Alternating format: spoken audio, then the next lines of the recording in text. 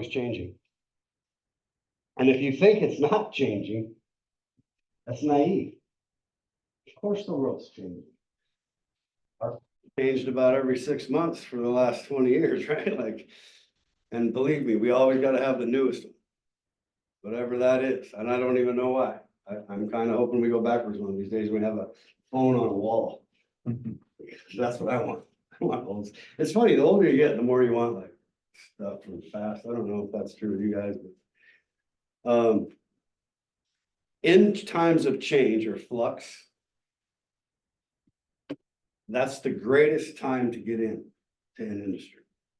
Because those knowers, they hang on too long. And if you're an early adopter of change, you can jump over them in the pecking order of the industry. Hey, Jeff, does that make sense? So let me ask you something. If you guys agree with that, I think you all agree with that, right? Like when times are changing, there's a lot of people that are stubborn. This is how I've done it since World War II. This is what we do, right? Like whatever they say. And the older you get, the more crotchety you get. Trust me. Like this, at 34 years, it's sometimes harder for me to like want to change because I get kind of like tired. When I was 34, 24, I was like, let's go, whatever. So if we can agree that times have changed, there's people that were the number one in the business and they stop changing. They stop and they just refuse to adapt. If we can agree that that's an opportunity for somebody that's newer in the industry, or maybe that just changes their mindset, can jump over them in the pecking order and now get more market share, right? So here's my question to this non-fainted heart, huge group of people, which you guys are shit right now. Why don't we do it? Why, by and large, do people not do that? I'm curious, what do you think? The depression. What? Depression? So what's depressing about change? Like what, like if you see it changing and you say, oh, there's an opportunity and you can jump over your competition, like the guys who were always number one, and you could be number one, why don't more people do that? Well, that was kind of the joke of being depressed, like in your couch, like not wanting to do anything. Complacent, like Yes. just exhausted. Yeah. Change is exhausting, for sure. Because it's like, I just thought I figured it out. Now they're changing it. What do you guys think? I don't think you have certainty, right? But if you have serving certainty, it works. Like Serving the people, like exactly. selfless. Like at the end of the day, that's what you do control. That's what I feel I control. I can really control what's gonna happen. You know, because in certain financial times, people have to do things for various reasons.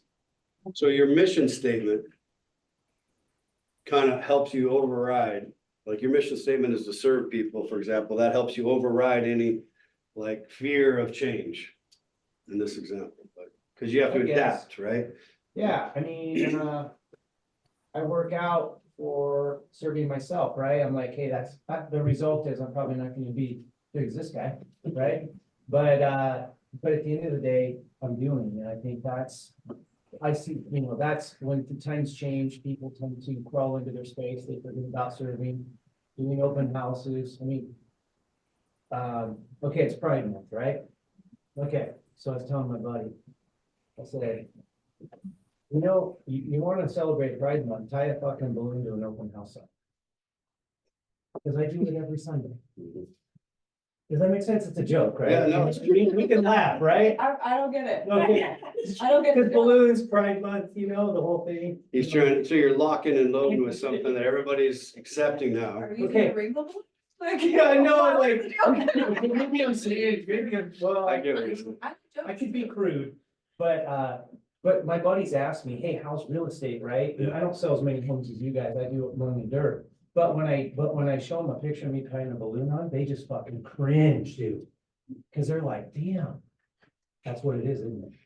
Because I'm out on a Saturday or Sunday, you know, walk by somebody, driving by a car with a fucking balloon tied here. I'm 52, been doing this 20 years. You're 52? 52, every fucking day I've been Dang. doing this. Okay, I'm Good very- job, man. He knows me. I was very unsuccessful for 10 years. Okay. No, you weren't. Yeah, I was. I sucked balls. Okay, but I still tie a I think we're balloon not on. gonna get canceled on YouTube. I still tie a balloon on though, okay? And the funny thing is, they know that. It's kind of like, people cleaning the bathroom. You know what I mean? We all have to do those stupid jobs at home. Well, you're getting to a good point that I'm getting That's to. what the point is it's not like, Yeah. we all have to clean our clothes, wash our dishes, all those things. Those don't really get a lot. Yeah, and change can mean, like when you see a Blockbuster not change into digital and they ultimately go out of business, change can mean that you just get tired in your couch, like Ashley said, and you just stop doing the things that made you successful. That's another kind of change where you're just unwilling to shift a gear when it gets hard, when resistance hits you, and you'd rather stay on the surface than dive deep into your craft. That takes some discipline, and discipline is sometimes a necessary change in your activities, because let's face it, is it easier to sell real estate at 3% or 7%? 3. 3, right? There was more people excited about money, borrowing money at 3% than 7%. So here's the reality. It's a perfect opportunity to shift gears, if nothing else, to get back to the basics of what raw materials of what it takes to make a living and excel in this real estate sales business. About 10-year run we had. We had about a 10-year run where Keith actually stopped by my office this morning. friend of ours. Yeah. He's an agent, been an agent for 20 years too. Very successful in Chelan, and I was just kind of talking about, like, it's fascinating to watch people realize that maybe their skill set and their work ethic and their talent wasn't what was generating their money.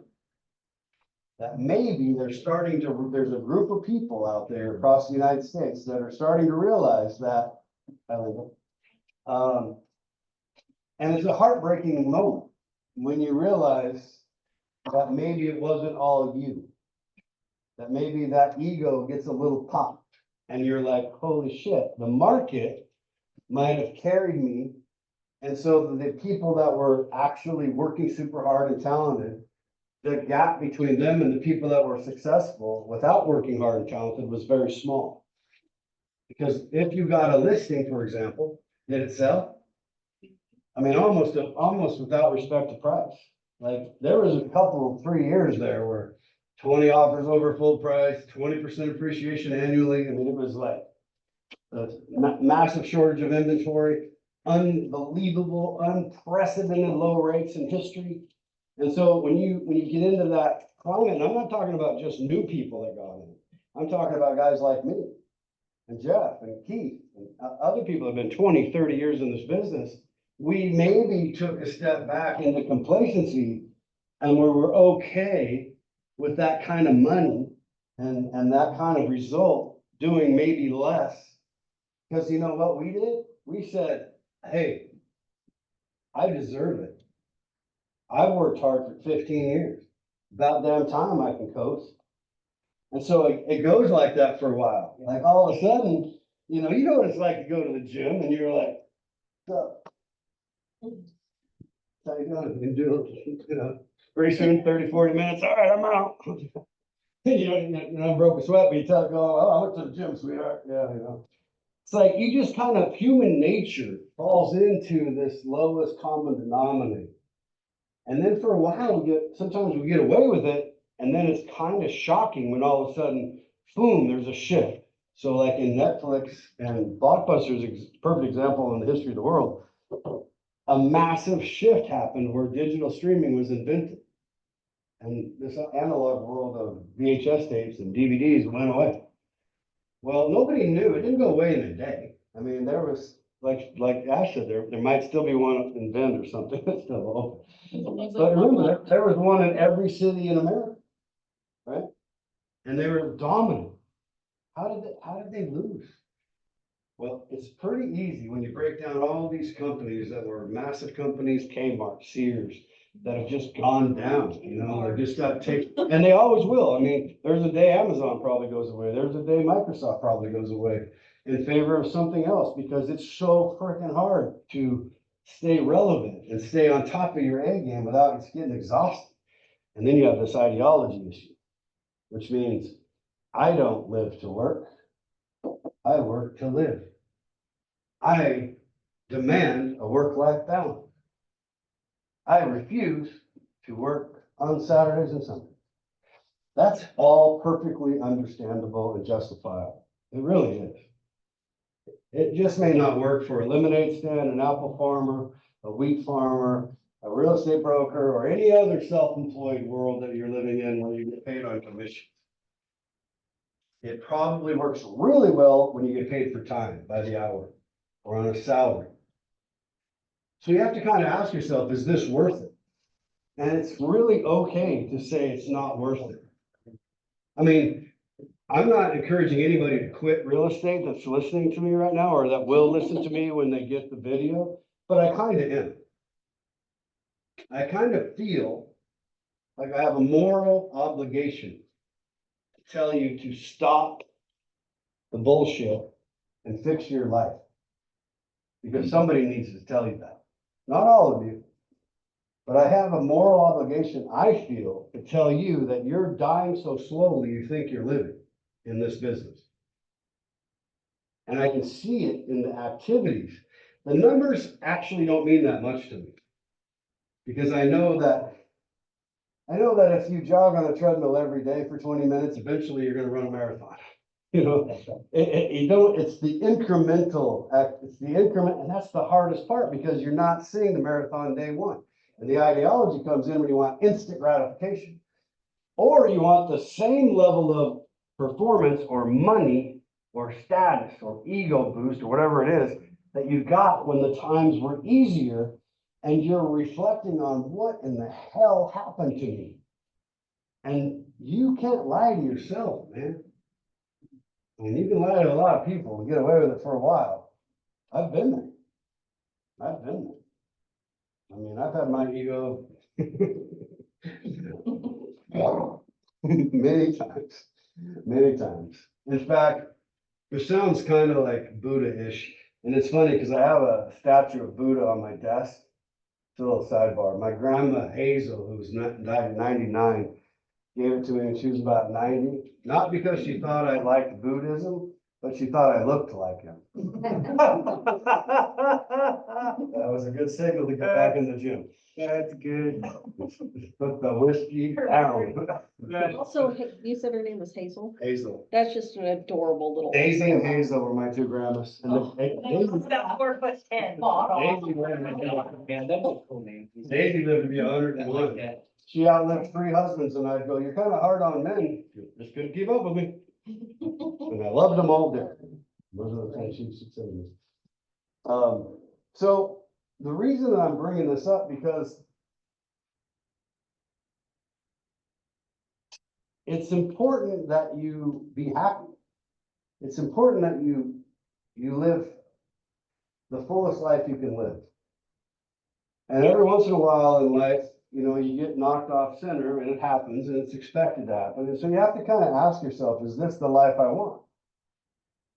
And if I don't tell you that the reality is that you have to do certain things to be successful, and there's a lot of different ways to do this business, I mean, that's for sure. But I also know what doesn't work. And I kind of personally have to ask myself the same thing. Like, what do I owe my family at 55 years old and 34 years in this business? What do I owe you guys? The people that have believed in this company, the people that work for me as employees. What do I owe you? What do I owe my partners in my various businesses? What do I owe myself? I have to ask these same questions, right? Like, who do I want to work with? What do I want to put up with? Is that fair? Because if I know for a fact, let's say that if certain activities lead us to out of business, let's say 6 months, a year from now, should I say that to you guys? Should I tell you that? Or should I tell you that everything's fine until the day we close? Now, things are getting much better than they were. And I admire that, because it's been a hard, like, last year was a hard year, because that was a rapid shift and it was hard for me to write $100,000 in checks and burn them up in, 60 days. Because we lost 100 grand in 60 days, and I was like, holy shit, that's a lot. I'd rather not do that every month. But I have faith, and I grind it harder. And I work 7 days a week instead of 5 days a week, and I just grinded as hard as I could to find a way to see it. Now I see it, we're past that. Now we're at a point where we can take it all with the right crew. And to get to the right crew, I think sometimes you have to get away from the wrong crew. So what we're going to start to do, and I've been going through it for the last 3 months about the NAR laws and the litigation and lawsuit stuff and how crazy people really are in the world. And it's like the mistakes that are being made in real estate are getting to be very expensive mistakes. And we have to raise the bar of our professionalism. Now, you're commission based, so it's not my job to tell you should work 20 hours a day or 2 hours a day. It's just my job to have expectations that I expect everyone to meet. And I don't think these expectations are too far out of bounds. So by July 1st, I'm going to be kicking out some best practices that I've been saying, hey, we have to do this. These are state laws. These are things that get us sued. These are things that if we do get sued, will help us not lose, keep people from suing us, because they'll look at it and go, God damn it, they did it right. They don't want to sue us. Those ambulance chasers that are out there. And then the only way that I've found, just like Northwest MLS, because we've tried various ways and people have gotten better, is that there's going to be fines implemented after July 1st. And probably start in the first month with like $100 fine for not doing it within a reasonable period of time. And I may, the second offense, raise it, third offense, raise it until you leave. Because I'd rather not work with you. If you don't give a shit, I don't give a shit. That's not everybody. It's not every time. But I just need to raise the bar of how serious this is, because I feel like it's my obligation to you. Do you know what one lawsuit will do to your life? Anybody have any idea? It's so overwhelming. It's like breathing through a wet blanket for 2 years. And that's if it goes well. So I don't know if other brokerages are telling their people this, but I know this. If we just apply some work ethic and we just apply some professionalism, we can take it all. And we will be the real estate brokerage that everybody goes to. Simple as that. And it starts with individuality. And it's not, trust me, I hope I'm not sounding like I'm raising the bar way beyond what's possible. I'm just talking about stuff we already know. Not a lot of new stuff, just stuff like, hey, is there a legal description in your file? That's a legal, that's a deal, we need a legal description. Is there a Form 17? Did we upload it? Is there an attorney review addendum? You know why we want an attorney review addendum? So somebody can't say, you didn't explain the contract to me before I signed it electronically. Because that's what they do. They go, when you send an email, for example, 1 minute later they sign it, and there's no evidence that you as their fiduciary agent went over that, they can sue you for misrepresentation and they will win. Because it's impossible to explain something to somebody in 1 minute. So some tricks are, you're gonna do that, send it, wait like 20 minutes, and then ask for the signatures. So there's a gap between, so you don't lose automatically in court. Better yet, explain it to them and get them to sign an attorney review addendum that says, guess what? If I fail, what the attorney review addendum really does, I don't care if it's 1 day or 3 days or 5 days, what it really does is it says, hey, not only did I explain it to you, but I gave you the opportunity to go get an attorney to explain it to you. So when they do make that accusation, which is probably bullshit, that you didn't, you can go, hey, why do you think I had you sign this? Then that potential lawsuit goes away without even happening. Even for listings? Everything. Yeah, because the world is, we think we're all that in a bag of chips because we are in the beginning. until something goes sideways and they call Uncle Guido the ambulance chaser litigator. Then he comes in and goes, I went to law school and I passed the bar exam. You went to 90 hours. What the hell do you know? Why are you thinking you can do this? Guess what? We're held accountable to the letter of an attorney because we have the right to practice law in the limited scope, which means we can fill in blanks. Anything else we do on forms that are approved by Northwestern Law. To digest that again, did you say yes to having an attorney review for listings? So the attorney review addendum says it's in reference to the purchase and sale agreement. So are you saying for each listing, get the seller to That's a sign good it? clarification. Thank you for that clarification. Jeff, what I meant to say was for the seller is what I was thinking when you said it. If you get a purchase and sale, Yeah, for the for seller. the seller, you give them an attorney review. Yeah, both parties can sign the. I see, okay, got it, Thank you. okay, okay, that's good, thank That you. was very good clarification. I talk a lot, I don't make sense. No, it's okay, it's good. Does that make sense, guys? Does it feel like I'm just throwing cold water on you? So are you gonna make that a requirement when you go on to forms and then that has to be? You mean in command, make it one of the correct ones, yes. Yeah, and hey, you know, are there situations where it's not gonna work? Yeah, well, call me. That's all. Just let me help you with it. Call Marcia. Let me help You speak to a good, I had my first like attorney serve me, right? And it was, Russ helped me in that, and they emailed me, and it made no sense what they said. And I've never been sued in my life, okay? I've been in some pretty large deals that are pretty crazy, but this one was all emotion. 91-year-old man. His attorney didn't represent his best interest, right? It doesn't matter though. Like what Russ says, doesn't matter. It doesn't effing matter. Okay, and that's a hard thing because I've lived my life a little differently, like my dad taught Russ. My dad just, you respect somebody, but it don't fucking matter. And these guys are nasty as hell, women too, the attorneys. It doesn't matter. It's like a divorce, there's just emotion. And you just gotta realize, I kind of had my first thing to me a couple weeks ago and I was like, let it bug me for a couple hours. And then I was like, doesn't fucking matter. It don't matter.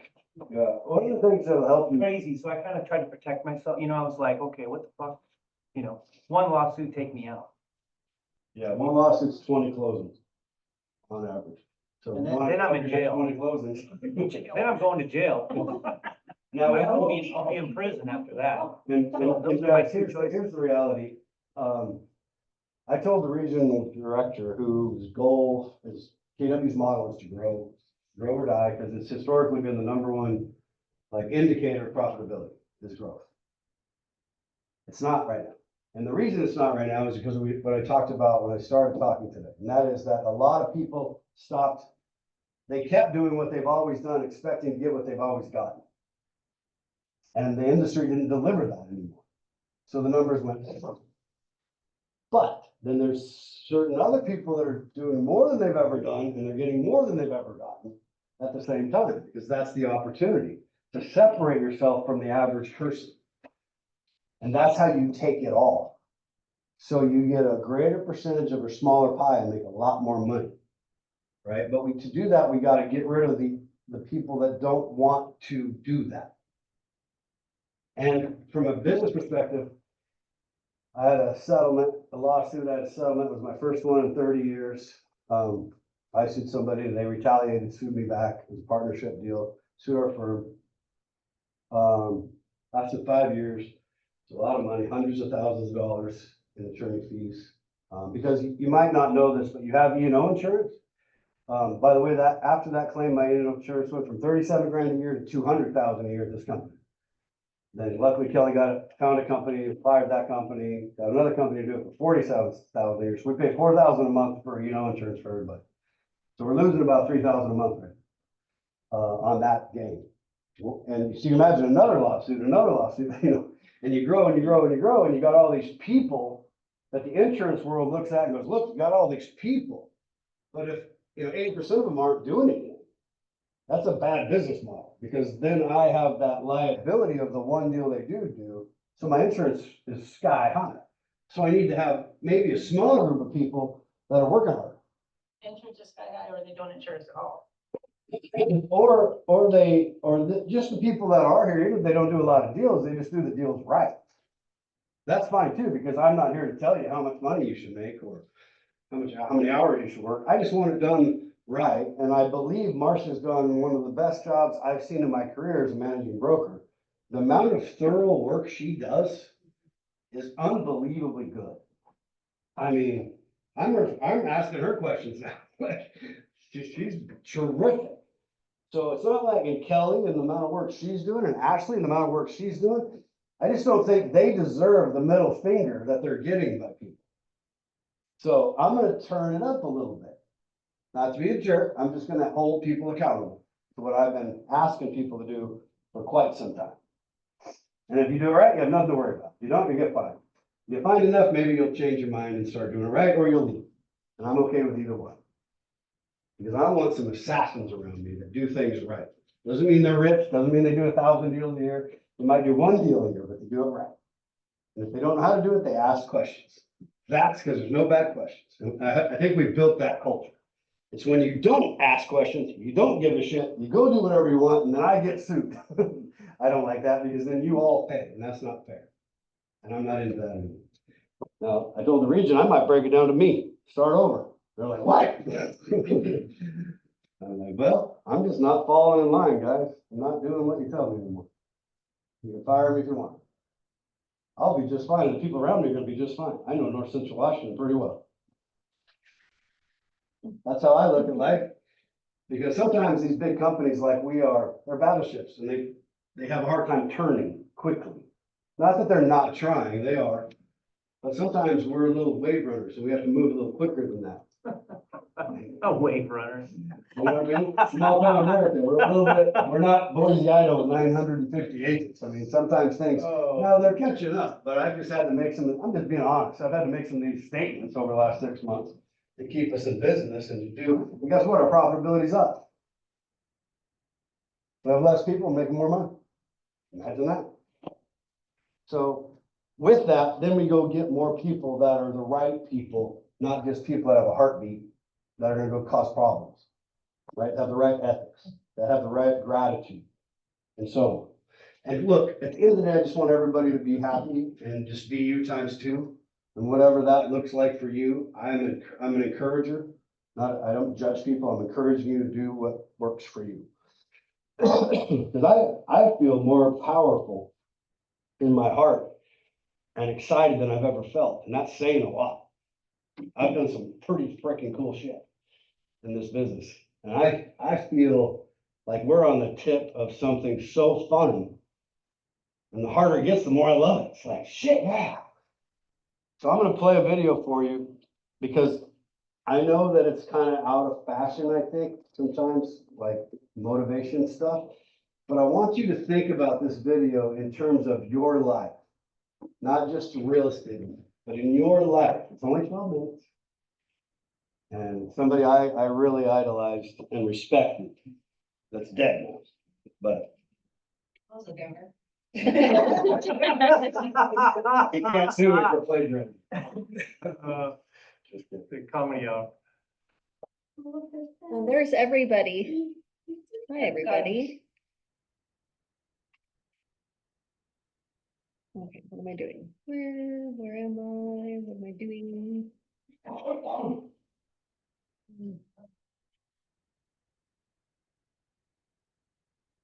Actually, let's do this.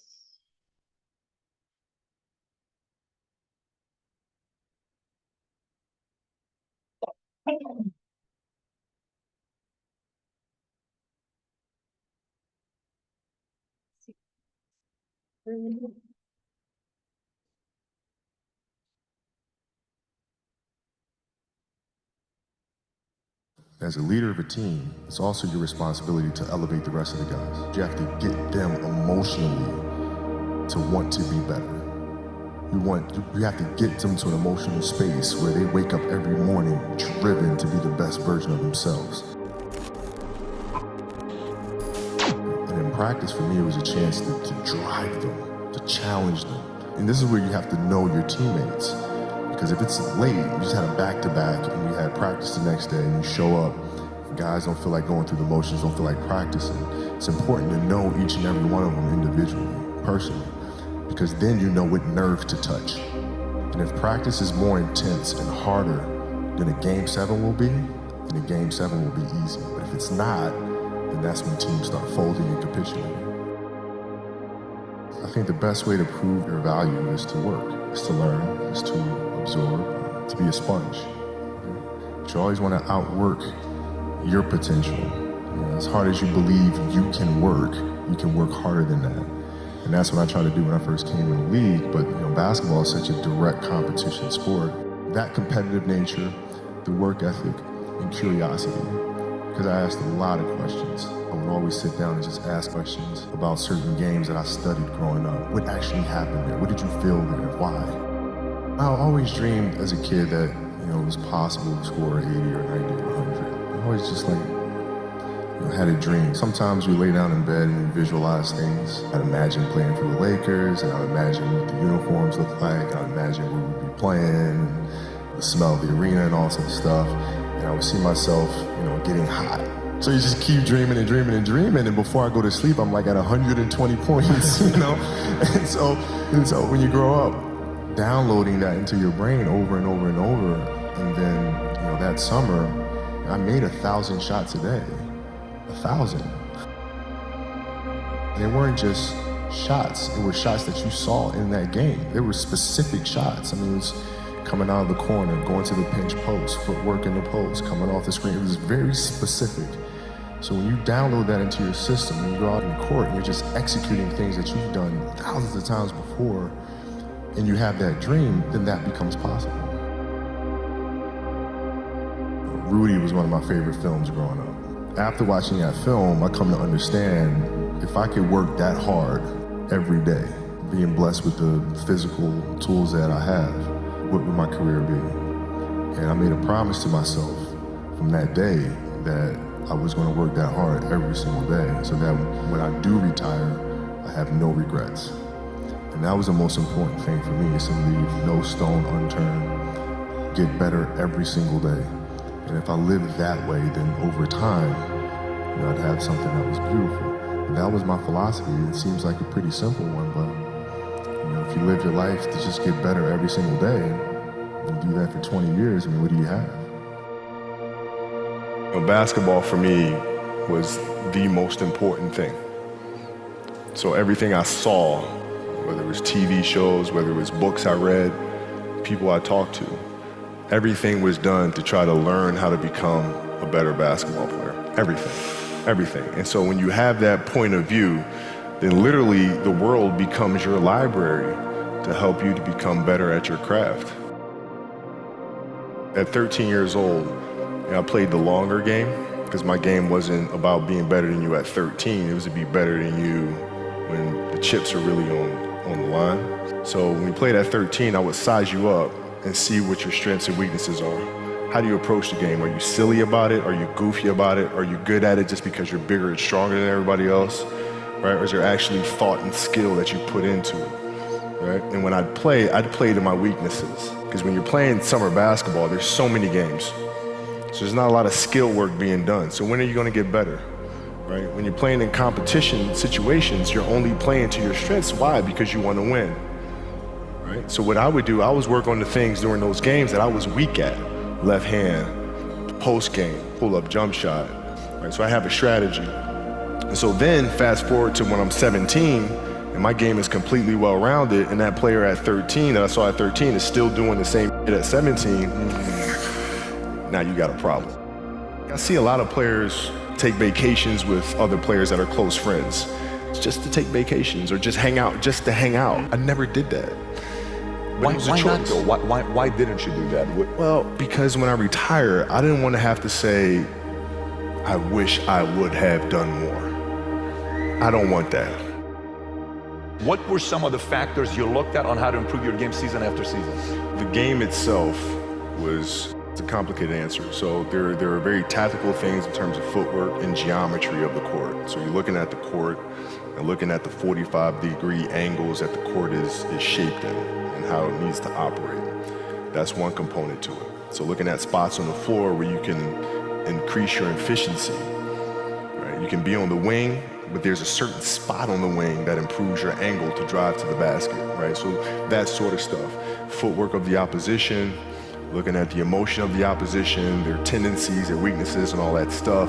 Understanding the momentum of the game, how to create momentum shifts, where momentum shifts come from, all this sort of stuff. And then studying outside of that, right? Looking at different industries, looking at conductors, looking at writers, looking at actors and how they get into character, and then how do they keep themselves in that mental space. So looking at different industries, looking at nature itself, and learning from that and how you can incorporate that into the game. Man, it's a lot of studying.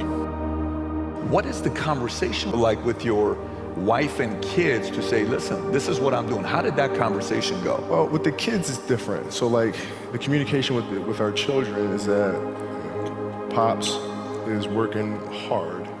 This is the level of attention to detail you need to have in everything you do. So it's setting the example. Same thing with my wife. My wife's a stay-at-home wife. It's the hardest job, man. So she works really hard at that. I mean, it's, and so her attention to detail with that as well are examples for our children. And then for my wife, it's, she's as competitive as I am. So she's like, listen, man, if you're gonna be out here training 8 hours a day, if you're gonna spend 9 months out of the year away from your family, you better win the championship. But it's a balancing act, and that's the thing that's important, is understanding that we have to have so much energy.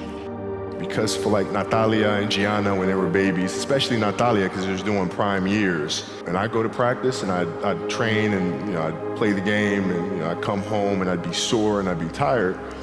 And she wants to go swimming, she wants me to take her to the park, she wants to just jump on my back, or whatever the case may be. You can't say, I'm too tired, I'm going to lay down. That's not fair. She don't know what the hell's going on, right? And if this was a game, you'd suck it up and play. I play games with the flu. I play games with 102-degree fever, man. You can't do that. That is so powerful. Right? You gotta be on, man. Like sometimes I'd fly back. Like I'd play a game to not miss my daughter's birthday. I'd fly back, be there for her birthday, and then fly back with the team, just to make sure I don't miss anything. You gotta lead by example. As parents, you gotta lead by example. If you want your kids to do whatever it is they want to accomplish in life, you have to show them. You can't. You gotta show them. And that's what I tried to do. Competitiveness inside was like, no, I'm gonna do something in the next 20 years that is better than these last 20. What I have to do now is make sure that the people that we bring in, these obsessives that we bring in, are challenging themselves to do the best job that they think they can do. That's what I'm there for, is for them to constantly look in the mirror and self-assess and challenge themselves. If we have a project and you're saying, okay, I can do that, that's not the project we want. The projects that say, I don't know if I can animate that. I don't know how to write that story. I don't know how to do that. Those are the things we want, because through that curiosity, you'll reach a level that you didn't think was possible.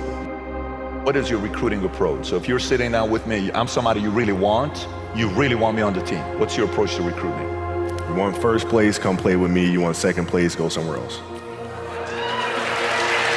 The Mamba mentality simply means trying to be the best version of yourself. That's what the mentality means. It means every day you're trying to become better. And it's a constant quest. It's an infinite quest. So starting at the age of 2, when I first started playing the game, and on and on and on, I always asked questions. I always tried to get better every single day. At 2, I could dribble a basketball. I could shoot a basketball on the Nerf hoop at the house. And I would go to practice with my father. I would observe my father. I'd sit and watch games with him. I just constantly looked for things to learn from. I'm very observant. I think the greatest fear you face is yourself, because we all have dreams, and it's very scary sometimes to accept the dream that you have. And it's scarier still to say, okay, I want that. It's scary because you're afraid that if you put your heart and soul into it and you fail, then how are you going to feel about yourself, right? So being fearless means putting yourself out there and going for it. No matter what, go for it. Not for anybody else, but for yourself. my goal is changed drastically as I got older. It's like as a kid, I said, I want to be the best ever. Right? And now you go through your life and everything you do is try to be the best ever, be the best ever, be the best ever. And as you get older, you start understanding that those things are very superficial things. Right? And everybody has a different opinion about it. No matter what you do, I can win 20 championships. There's always an opinion on who's the best. Everybody has different opinions. And so I started really kind of understanding maybe that's not the important thing. Maybe the important thing is to how do we as a team grow? How do I help my teammates be better? So that was the first change for me. And then as I got older still, it became more about how are you inspiring others, right, to find themselves. That is the ultimate championship. So won 5 championships, that's great. Another team won a championship this year. Team's gonna win a championship next year. Those things come and they go. But what stays is how do you use your passion and use that to inspire somebody else to create their passion? And then how can they pass that on to the next person? That is true success. Dreams, they should be pure. I think a lot of times when we're born into this world, we actually wind up going backwards. And it seems like the more we mature, the more responsible our dreams become. And the more governors we put on ourselves and our ability to dream. So it's not a matter of pushing beyond your limitations or expectations. It's really a matter of protecting your dreams, protecting your imagination. That's really the key. And when you do that, then the world just seems limitless.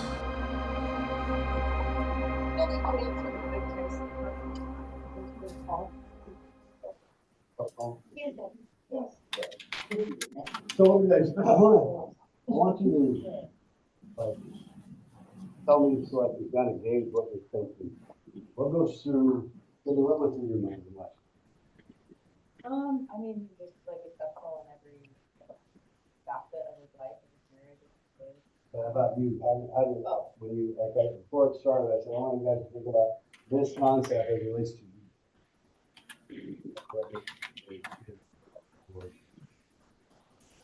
Are you busy? Yeah. What do you think, Jeff? You were working. Well, You know what, Mom? yeah, it's amazing.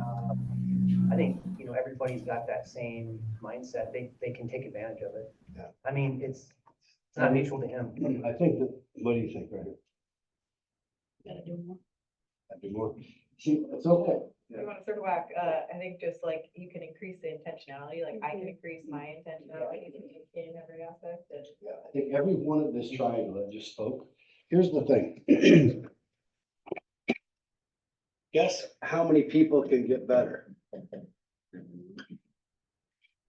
You see, one of the mistakes that I think I made when I was younger, first of all, I've never been smarter when I was 21. That's a fact. If you gauge my, like, what's in my brain, when you're 21, aren't you just like, you're smart? Like, you're like, first of all, you get to a bar. And then the older you get, what happens is you realize there's just more that you don't know that you didn't realize you didn't know when you were 21. So the older you get, you're like, that's why he was talking, like, you get kind of more responsible about your dreams because you realize there's more obstacles, there's more life, there's more shit that stops you. When you're younger, it's like, ugh. And I didn't understand that for a long time. I didn't know what risk meant, that it was risky. I didn't understand. And it was a blessing because I was fearless, but I was fearless through naivete. I didn't know there was a cliff right there. Right? So after a couple of massive failures, I mean failures, like bam, no money, bankrupt, divorce, buying tires on Craigslist, one at a time for $10 in cash, because that's all I had. And I was 15 million 2 years before that in a net worth. And I had 12 houses, 3 on the lake. And, right? So these lessons that I'm trying to share with you are to help you in this time of change, if you had it, not to lose it, or if you want it, to get it. And it starts right here because it's just the intentionality of your day. Do you or do you not care about the day? That's all that you can ask of yourself. Is like, we all have different natural skill sets, right? But the one thing that, no matter how tall or short or smart or dumb or whatever matters is effort. Effort isn't judged by comparing myself to you. It's just comparing yourself to yourself. And that's why I said in the beginning today, I don't really care about the results. If I'm going to lead, I just care about the effort to try to get better, to put forth effort, to try to become a more efficient professional, or somebody that understands their business, their profession. And really, I guess that's the way to look at it. I'm looking for professionals, not people that have a job. If you look at it like a job, this is probably the wrong company. That's, first of all, it's a shitty job. My dad was an apple farmer, small apple farmer, and the one thing he told me a lot of things. The one thing he said is he never wanted to compute what his hourly rate was as a farmer. Because it's like not very much money for him. So you gotta love it, and to love it, you should be a professional, right? So when you're judging yourself, or when you're trying to compare yourself, what Kobe Bryant, who died in helicopter crash with his daughter, was a very, very sad day for America. Because she was a beacon. Like he was an amazing individual. Well, he doesn't have to, like, if he was up there wherever he's at, and he doesn't have any regrets, because that dude worked. And I can tell you from personal experience, when I've looked back and I've had to face the music of failure at whatever it was, I like to pick my suck, but there's no free lunch. There's going to be a suck in life. So you can pick the suck. For me, regret is the one thing. Guilt and regret are my two, that's kryptonite to me. I don't do those two very well. So how do I not have regret? Well, I wake up every day and grind, because I'm lucky enough I chose something that, regardless of how much money I make, and I've proven this to myself because I've restarted twice from zero, below zero. I just love this game. So for me, it's a passion. It doesn't matter how much money I make. It doesn't matter. I want, my mission statement when we opened this was to change lives to the life you want and the life you deserve, using real estate as a vehicle to do it. We grew to 300 million in sales in 3 years. But guess what happened? The market shifted. We were down 100 million in 1 year. Why? Because we didn't shift with the market. We did the exact same thing we did the year before, expecting the same results. And then we're like, how many people have said, well, these interest rates, well, this inflation, well, Biden, whatever. Whatever the excuses of the day is kind of irrelevant. In fact, when you're focusing on yourself every day, every time you hear somebody say that in the industry, you should go, yeah, cha-ching. Yeah, cha-ching. Because they're focusing on outward bullshit, and you're focusing on your intentionality of becoming more than we were the day before. What I do at the end of the day, and it's not always a good answer, but I am always honest with myself, that I win the day. I don't have to win it by much. Again, incremental movement, tiny movement. Sometimes I go backwards. I lost the day. But did I win the day? It doesn't always have to be about business, right? Did I win the day with my wife? Did I win the day with my grandkids? Did I answer my daughter's phone call that, hope she doesn't watch this. She's kind of in rock. She's a doctor with 2 kids, and it's like every day on her way to work.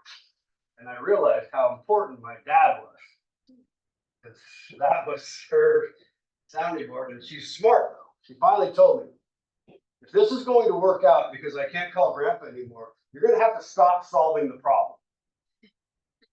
Because I didn't know that's what I did. I didn't realize when she was talking to me, it was totally irrelevant what I thought.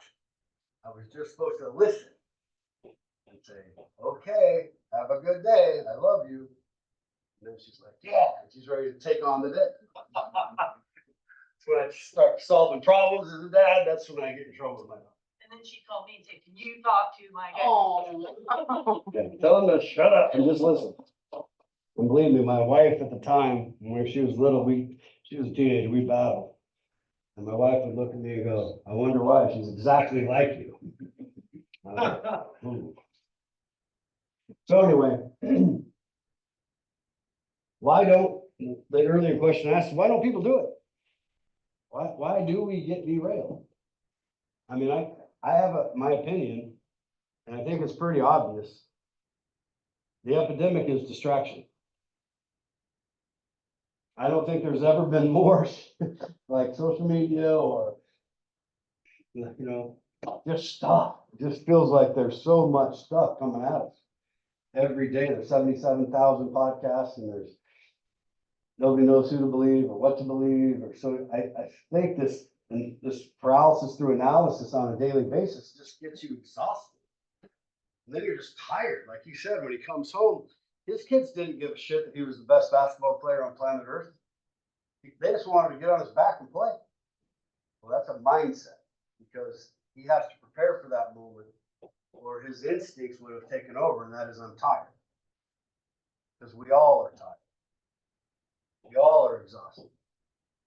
But we're not as exhausted as Lewis and Clark trying to get through the Northwest Passage in the 1860s. You know what I mean? Like, relative to what? I'm not in a cave in Afghanistan and get shelled by the Russians. I mean, like, come on. We're spoiled. And if you just admit that you're spoiled, you're not spoiled rotten, not yet. You're just spoiled and entitled, then you can start to do something about it. Now you can say, okay, today I'm going to win the day. Today I'm going to do X. Right, yeah, you bet. Not only, do we become complacent, but if you've had listings, sellers have become complacent. Okay, they have been spoiled, should be gone by now. 100%. Okay, Right. they don't, that also is on that side, and you gotta deal with it. Because if it doesn't sell in the first 2 weeks, they're fidgeting. Yeah, here's what I want you guys to remember. This is one script I can give you today that is the best script you'll probably use if you do it. It takes some courage to do it. Have you ever been in that interview? Well, I expected you to finish the sentence, right? Or I want you to work for free and I want you to give me everything and you get nothing. You know those guys, right? Here's the script. Oh, well, I can tell you that it's important that you interview people, including me. And I think it's also important for you to know that I'm interviewing you at the same time. Because I want nothing more for you to be happy and us to be in alignment if we're going to do business. But I'm okay if we don't do business. Because I'm in demand. Because when I do business with somebody, I do have intentionality. I do focus every day. I do get better every day. I am going to play red light, green light with every marketing piece that we do. I'm going to communicate with you weekly if that's what you want, or daily if that's what you want.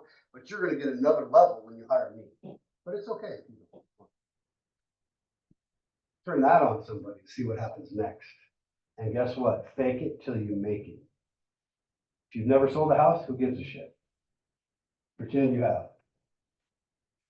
Tell them your real estate broker has worked for 7 million years. He's 185 years old. He's done 3 million transactions. But he's the best looking bald guy I know.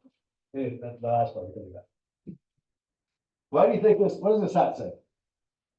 Nobody cares, work harder. Okay, what does that mean to you? Well, it means nobody cares, work The harder. only one If you got some accepting shit your going excuses on. is your mama. You know what it means to me? It's the same. It's individualized. To me, it means that nobody gives a shit how much money you made once. Nobody gives a shit what you did yesterday, Russ. Nobody gives a shit what your education background is, experience is. Nobody gives a shit. Nobody gives a shit. Work harder. I have to work harder than I did yesterday. It's not about me compared to you.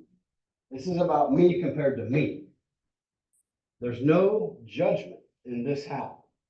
You know what a lot of people know? They think, well, that's bullshit. I have a family. I don't know where I will. Yeah, because they internalize it. Why? Because they're projecting their own insecurity in their own mind when they read this hat. So shouldn't that be on the inside of your hat? No, I want to watch people act. I want to see the reaction in people. I want to know my competition. I want to know who's gonna win with me and who's not. This is the saying of a guy named Cameron Haynes, who worked a government job, like a reclamation district in Oregon for 25 years, Same. right? His dad was an athlete, coach, he's only about 5'8", average athlete in general, like 21, his day was go get a six pack on the way home, didn't have a wife and kids, just living, average. And then one day he decided not to be average anymore, and he started to run. Like Forrest Gump style in a way. Like Forrest Gump. Yeah, he started running before work a little bit. He's out of shape. Then he started running at lunch a little bit. Then he started running in the afternoon a little bit. Did it for like 12 years before anybody noticed. He was running a marathon a day. He Still is. And now he's very wealthy. Now everybody's paying attention to him. And all it was like, you guys know that term overnight success means 10,000 hours? Yeah. All right, that's what it really means. So again, he doesn't care what other people think. He came up with this. He doesn't care. He just has to work harder for him. He has to become a better dad. He has to become a better, his son magically, you think it's just magic? His son beat David Goggins' world pull-up record. World pull-up record. He's just an average dude, had a son that happened to beat the world record in pull-ups. What? Is that just by accident? They're not like genetically gifted people. They're not, what Kobe said. He's, I don't know, what he was, 6'9", faster than hell, jumped out of the 5 feet off the ground. Obviously, he said, I have these gifts, but if I don't focus on the attention to detail, I'm just another big guy that had great attributes physically, and I didn't make the most of it. So when he died in that helicopter crash, and it came to me last week, my best friend died unexpectedly in Chelan. Boom, 64 years old, dead. The irony of his life is he survived a Harley Davidson crash on the highway, but working in his backyard killed him. He didn't know he was going to die that day. I talked to him 4 or 5 days earlier. He didn't know. His son and I met. I'm very close to his family and his kids. Going through a tough time, obviously sudden death like that's tough. But his son said something to me that was profound. He said, when I got divorced, unexpectedly, his son got divorced. 4 years earlier, I moved back in with dad, and I was low. I was super low because, there's always a leave-or and a leave-e, right? It's a little easier for the leave-or sometimes. And he was the leave-e. And he goes, the last 4 years, I got super close. I realized who my dad was. I realized I didn't understand any of that. I didn't know how grateful I was. I should have been for him. And so it was a beautiful moment in the life of the last 4 years, right? That he was able to do that. So for me, it's like, I don't know, is today my last day? And maybe it's morbid, but I just go, hey, maybe today I can work a little harder. Nobody gives a shit. If I don't care, I know you don't care. I know you don't care how hard I work. Hey, Bert. Hi. Thanks for coming. Speaking of somebody who works hard, this girl, I'm gonna brag on you for a minute, is all right?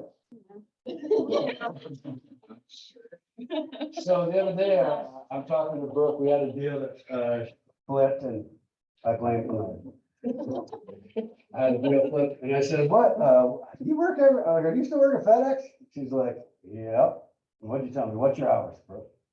6 to 1 or 2. Okay, I go, do you have I didn't even know, do you have like 16 kids at home? You gotta get home, make dinner, what do you got going on, what'd you tell me? No, my kids are grown. And you can work till Till whenever. whenever. And Fucking love she that. does. I just love that. There's no excuse. She's here. Woo! Good job, bro. You know what I mean? So everyone can work harder than they did yesterday. But here's the thing. Why don't people do it? I'll tell you why I think people don't do it, because they start comparing themselves to other people. And then they're like, oh, I'll never be that. I'll never be that. Well, they had millions of dollars when they were growing up, so I don't know. And so we get depressed. Because our thoughts are things, we start focusing on all the stuff we don't have and forget. Last time I checked, we're not rocket scientists here. Like, we're just like putting people in these things called houses that they kind of like because they like shelter. It's not that complicated at the end of the day. I mean, it's pretty simple. So, but we are pretty good at making things complicated. We're pretty good at coming up with all the reasons why things won't work instead of the one reason why they will. And, you know, at the end of that video, he talks about people are afraid to fail, right? I also think people are afraid to be successful. Does that make sense? Are you guys afraid to be successful at all? Because I am sometimes. Because guess what happens when you're successful? Expectations. Do you think people talk about people more that are successful or talk shit about people that are not successful? I always talk shit about people who are more successful. Yeah, my dad said you'll never have arrows in your ass if you're not in the lead. So if you're not being talked about at the coffee shop, back when the coffee shop was a big deal, you're not working hard enough. That's what you used to say. Oh, they're not talking about you this week at the coffee shop. What have you been doing? You gotta stir the soup, man. You gotta get out there. You gotta grind. Because it's so easy to just fall back into the mediocre version of yourself. And that could mean you're still better than everybody else, you know? Kobe Bryant, without one basketball practice, could probably beat 95% of the people on planet Earth. But with the intensity, he became number one. So there's sometimes where a natural born killer will be just a good bullshitter and they'll sell some real estate. They might even get lucky and get a big listing and pop a big deal. And well, look at me. All of a sudden, though, now the eyes are on them. Now what have they done? Falling from grace sucks, man. It's not easy. It's not easy to go from being a millionaire to being a broke ass. Like, it's harder. And then you do it twice. I did it twice. It sucks both times. But it's the best thing that ever happened. Sometimes when things aren't working out, I believe they're working out. So regardless of where you were yesterday or this morning, you can decide today to do the little things to be better than you were the day before. And I'm telling you, it goes by like this. And you're all of a sudden making money.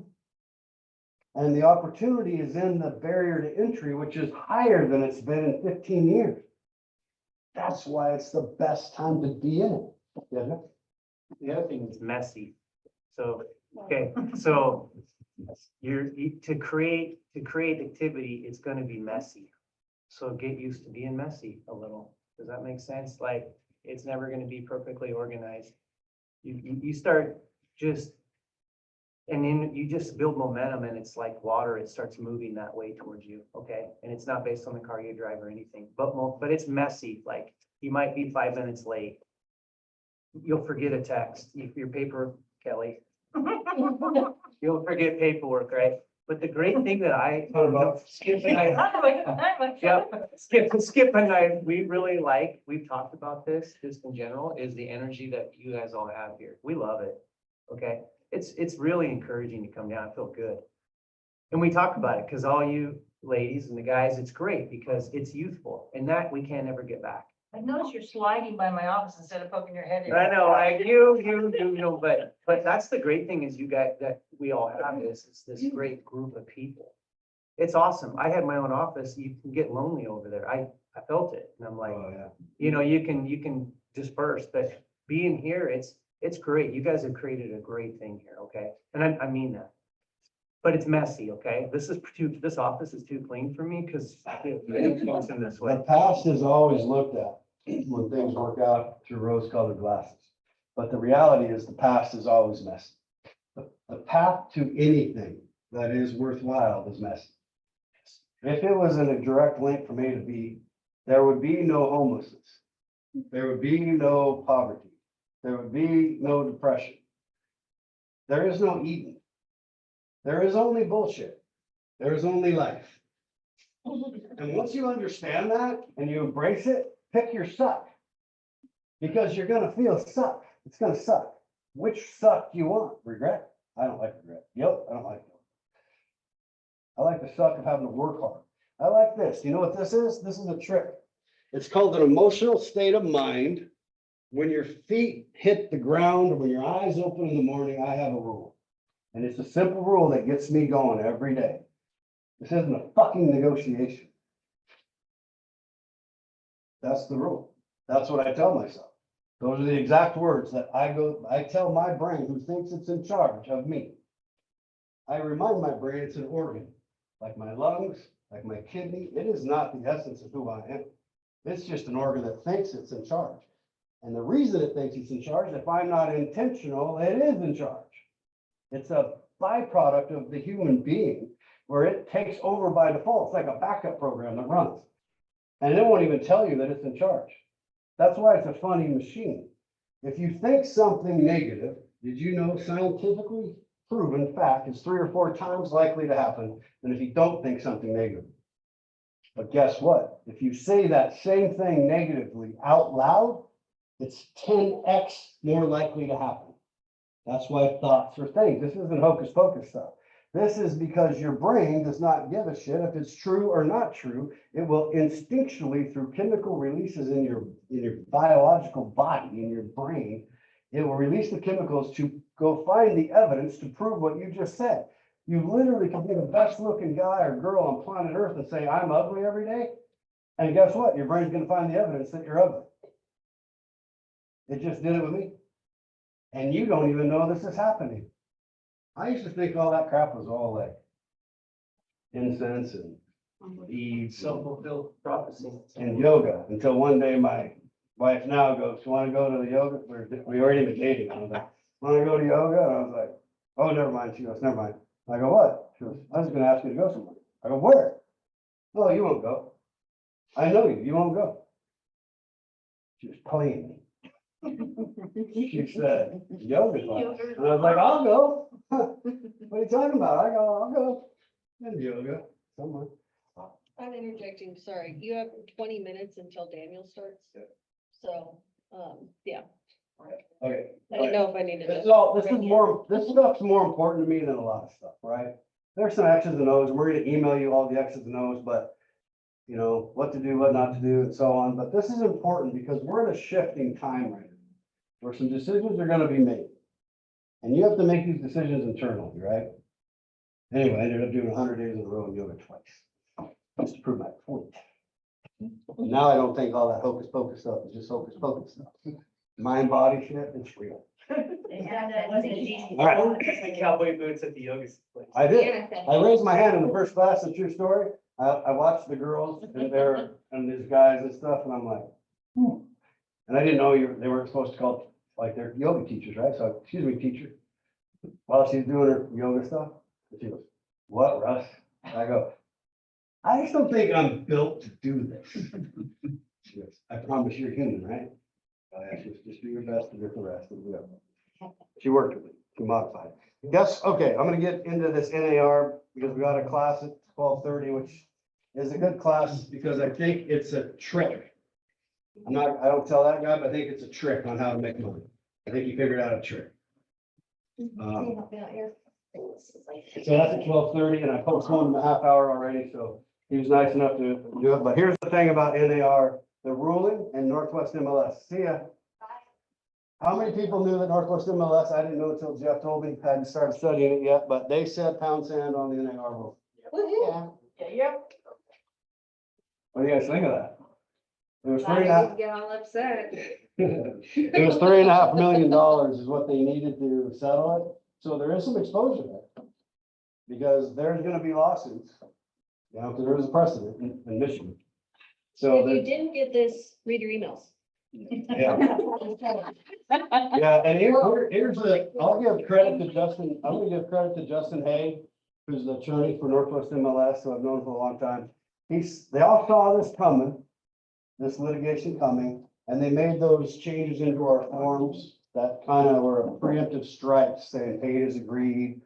You know, it's still, the one thing that is gonna be a requirement and is gonna get you fined if you don't do it, because it's a state law and they are coming hard on it, is the buyer agency agreements. You have to have them.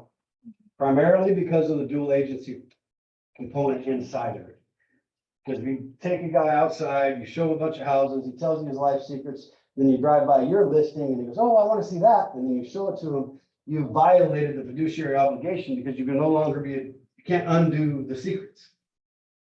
So you have to disclose it up front. I can be a dual agent. You cool with that? Sign here. It doesn't have to be a drawn out thing. Are you gonna screw me? This is my exact script. Hey, Jeff, you gonna screw me? That's all I'm gonna sign it. There's the only reason you won't sign it if you're gonna screw me. Are you gonna screw? Okay. Such a Russ way to do it. Anyway, we're gonna also send out, these are the, this is Marcia's, I got Marcia's requests and I got Kelly's requests. So we're gonna put those together in an email that says, these are the most important things that as of July 1st, if you don't do it within a reasonable period of time, we're gonna fine you $100. I will make it 10,000 if I have to. So let's stop at 100, okay? Let's stop at 100. I don't even want to do that, but it's been too long. 6 years is long enough. We have to do the detail work because we're getting sued. I don't want to get sued.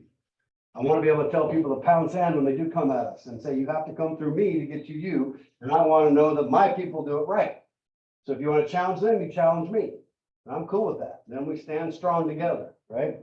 Simple. We're in a profession, not a job. What do you think, Ash? Okay, so this next 15 minutes, this guy calls me out of the blue. He used to work with Tony Rock. He uses LinkedIn to create warm contacts by cross-referencing who you know versus who they know. And I didn't get into it with him, but I challenged him a little bit. I don't know if he's legit or not. But I think that what I heard, I found interesting. And even if you don't like, I don't even know how much the system is. Russ, I got about 6 million in signed listing agreements recently in the past 2 weeks. Is There that, I you go. don't know if that makes it legit or not. No, I don't know if it is legit. Okay. Daniel, I was talking to him because I don't know. And the reason I set you up like that is because after we talked, your past performance has nothing to do with in future indicators if they don't do the work. Yeah. You know, there is no there. I'm so tired. I was setting it up before he interrupted me, but that's okay. I was setting it up because do you know how many bright, shiny objects that are being sold to us right now? Yeah, for sure. All that I'm doing is exponentially increasing the sphere of influence. But yes, I get it. Yeah, for sure. But you have to do work. So I know what I'm doing. That'd be amazing. go ahead and fire away, Daniel. Oh wait, that's my intro. I didn't think I promised to give me an intro. Your, well, we still have 15 more minutes in this audio. Oh, okay. Well, we got 15 more minutes. What do you guys think of today? I was great. All right, I just need full access to share my audio and video. And Ashley, okay, I can't do it. Like I at least need my regular intro if that's at all possible. Yeah, I got you. Yeah, we're good. Okay, All right. I just need full access. I pushed him out 30 minutes, so I was trying to get that time back for you. This is reality. Yeah, no, for sure. We just gotta. They think I suck. So can you please tell them that I don't suck? Hey, man, they judge me every week. You got thick skin. You work with Tony Robbins. Yeah, for sure. Okay, good. Well, Tony's had this happen before. So if I could help anybody get more listings without endless cold calling, anybody be open to that? Yeah. So I'm guessing what I should do is well, first of all, be gracious to your host. Okay, this is good. I have to come back from this. This is good. By the way, permission to piggyback the messy thing you said. Do I have permission, sir? Yeah. Yes. I don't know if anybody saw Ed Milet at Family Reunion a couple years ago. He said perfection is the lowest possible standard. Who has children, right? If your child's missing, are you looking at your makeup, making sure you're all zen and perfect? I'm quoting Ed Milet here, okay? So this is not my great idea, but right, perfection's the lowest. Would we seek perfection or do anything to find our child? Would we be desperate? Yes? I don't know. Ed Milet's worth 800 million, so I like to listen to him. To clarify and verify, are we allowed to swear at this market center? Because I normally don't. Yeah. Muy bien. By the way, I don't say GD or JC because those are the two things the Bible tells me not to say. But I'm good to use the rest. Oh, yeah. I like that. Oh, all right. Hell yeah. Let's go. All right. So I guess I should start. How about some success shares that are in the past 2 weeks? I don't know if that's recent enough just to show. Ashley, are you there? Yep. Can you read I'm my here. intro or no?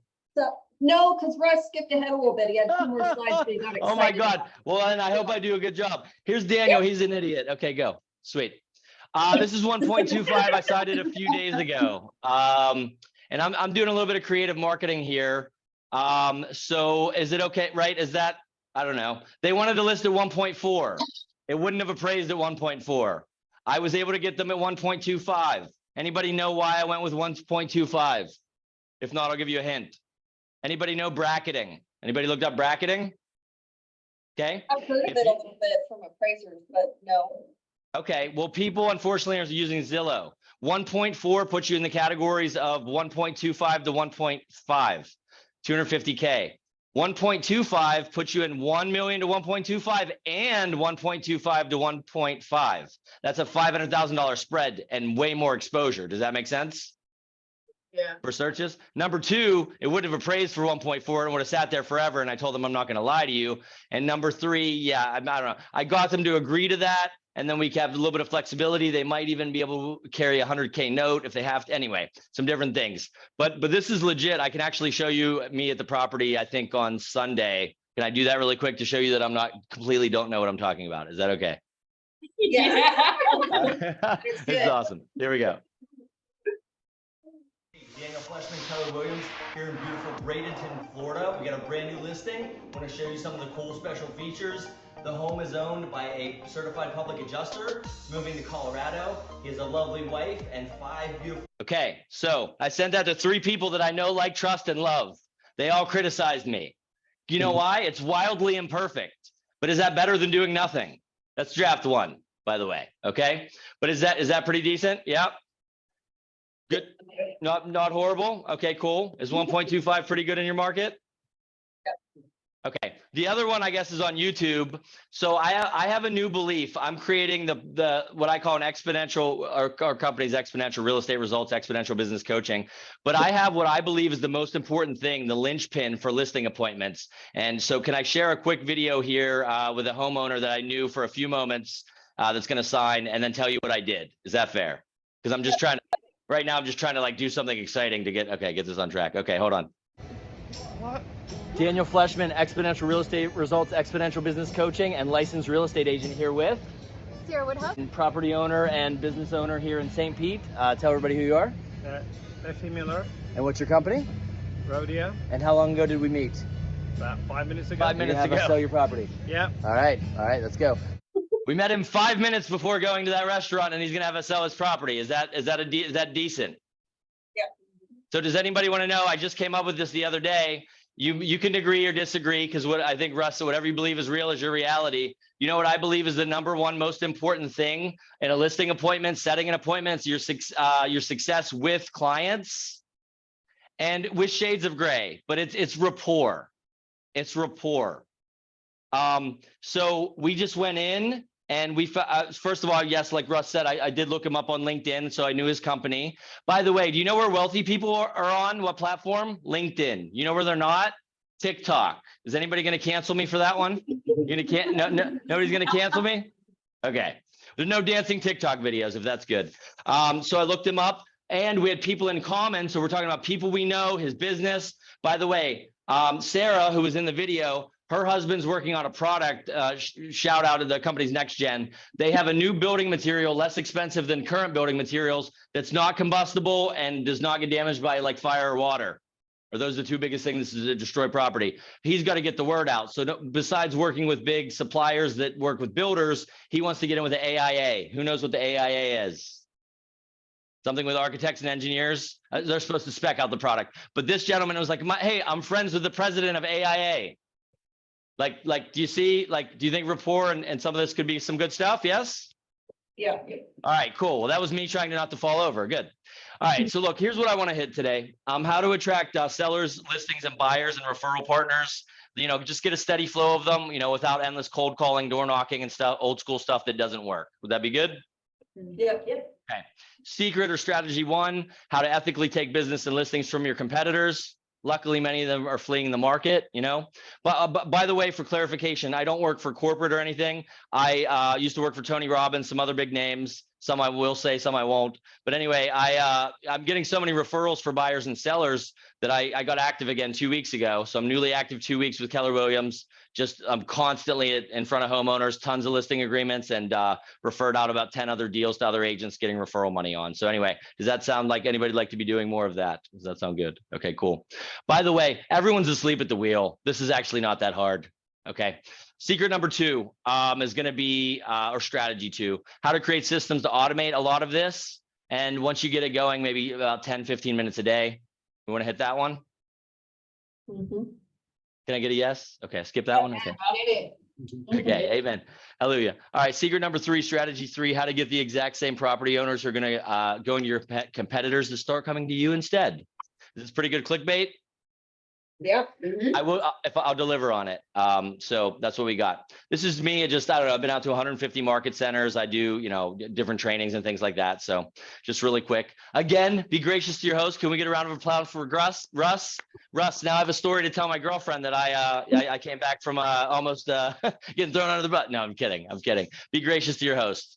We talked about the piggyback. I'm going to swear without GD and JC. Let's just hit a few other things. So again, who wants to get buyers and sellers that will work with us regardless of high interest rates, low inventory, apocalyptic business conditions? Yes, this be good. NAR lawsuits. Yeah. Okay, good. Another thing we'll hit today is I have a script that works about 99% of the time. This would be for listing appointments. This would be, but basically scheduling appointments with buyers and sellers. Would that, anybody, is that pretty like bold claim? Yeah. Okay. All right. We're going to hit it. You can tell me at the end. Lastly, again, just quote unquote secrets for listings. So lead gen without cold calling. It doesn't mean we're not going to pick up the phone. Just means that we're not, you know, is anybody here Gen Z?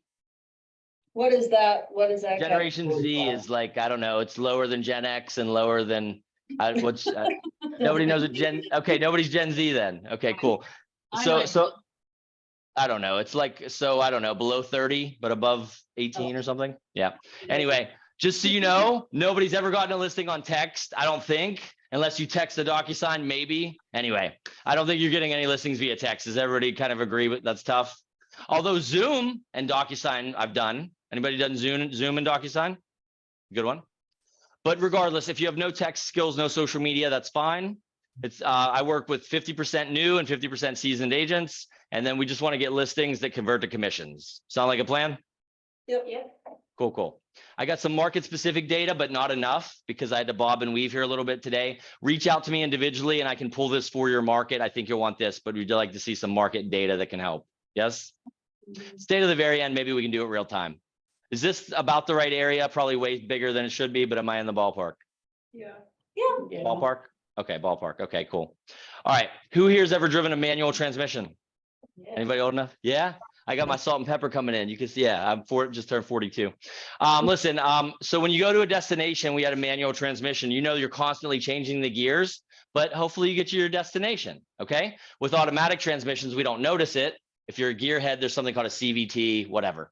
But I'm going to constantly shift gears. But if anybody ever seen a movie that's out of order, or it seems like it's like, I don't know, it's bouncing here, bouncing there, but then it kind of comes together for a crescendo dovetail. Yeah. Yeah. I'm going to go really fast so you can listen really fast. I have an hour to change your business and life. You know, so can I get permission to be able to shift gears, but it'll all come together? Is that okay? Yeah. Good. Okay, like, so if we're here, right? What I want to do is I want to get us from lead gen to commission in hand. Is that fine? Good. Yeah. Just making sure we're all on the same page. So yeah, this will be about an hour, but it's going to be fun. So who's in? Can I get a yes? 60 to 90 minutes. Okay. Who likes Uncle Tony? Come on. Even with his arm in a sling, you got to love Uncle Tony still sends me big checks. You know, I gave Tony Robbins 15 grand when I was 22, 23. My family was sure that I joined a cult. They were sure of it. A couple $1 million later that I made from Tony still sending me checks. I don't know. They're like, yeah, no, that guy's cool. I'm like, he sure is. Look, you'll have questions and you can get value. This stuff's working in the field with me and other agents. It's working today in this market. Like, so Russ, is today soon enough? Like I got one today. Is That okay? No, it's in the past. Okay, Russ is the man. So you can do one of two things. You want to know your two options? You can get value and take action on it. I think Russ was alluding to that. Or you can be like the people that complain about everything and find something wrong with me, or you don't like my hair, or like whatever, that I talk too fast, or yeah. So, does everyone want to pick one of those? Okay, pick which side, if you're gonna be the complainer or the achiever, top producer. Not selling anything today, no sales pitch. But at the end, if you want me to help you set some listing appointments, give you some free bonus gifts, there's some things that'll fill in the blanks. I can't change your business and life in an hour. Not even Tony Robbins can do that. I don't know. Maybe God could. God could probably change your life in an hour. I can't do that. So anyway, feel free to shoot me a text, 407-693-6297. Can someone try the QR code? Make sure it's working. Remember the day that Instagram and Facebook went down? My site was down too. Hopefully it was the same person. I don't know. Can someone hit that? Make sure that's working. Yeah, it's good. Cool. No sales pitch. I'm just going to give you some more free bonus gifts. Stick to the very end if you really want them, and we'll schedule it one-on-one. Sound like a plan? Cool. Let's do it. I think you got handouts, because shout out to everybody, and Kelly and Ashley, your market center is awesome. Thank you. If you need one, let me know. And shifting gears. So yeah, I wanted to start with something fun, which we started to because I had to skip ahead to it. This stuff's work. I mean, you want stuff that works, right? Not theory. Okay. So, with that being said, I got my license back active. I'm getting tons of cool deals, and I want to show you how to do it. Here's one that's like a month and a half ago. Who here's a brand new agent? Can you just shout, if a brand new agent, shout out your name and how long you've been licensed? Under a year. Justin. How long? Since middle of March. Middle of March. Justin, what's your last name? Koinzan, Koinzan. I love it. Okay, cool. So let's do that. First name, last name, and then how long you've been licensed. Who's after Justin? Less than a year. I think that's it. Okay, everyone else is veterans. Okay, cool. Who's the first veteran? I know the first one's a top producer. Veteran, shout out your first and last name. How many years in business? I didnsay, repeat it. Sorry. Russ has been in the longest. 34 years, Daniel. Say your name again. Russ.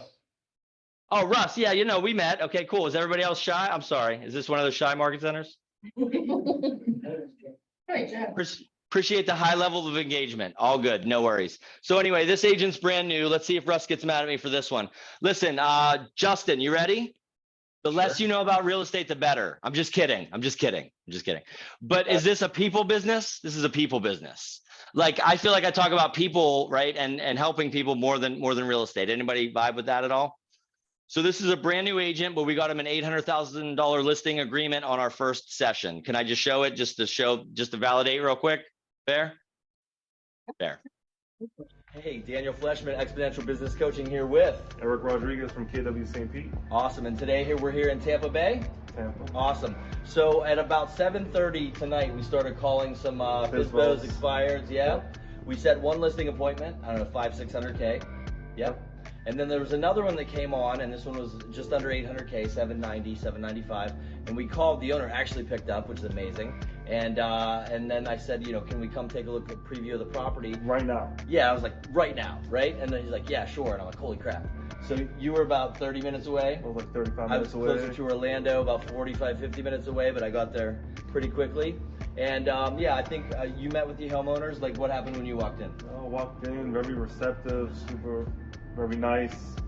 Gave me a quick walkthrough of the property, and just build rapport.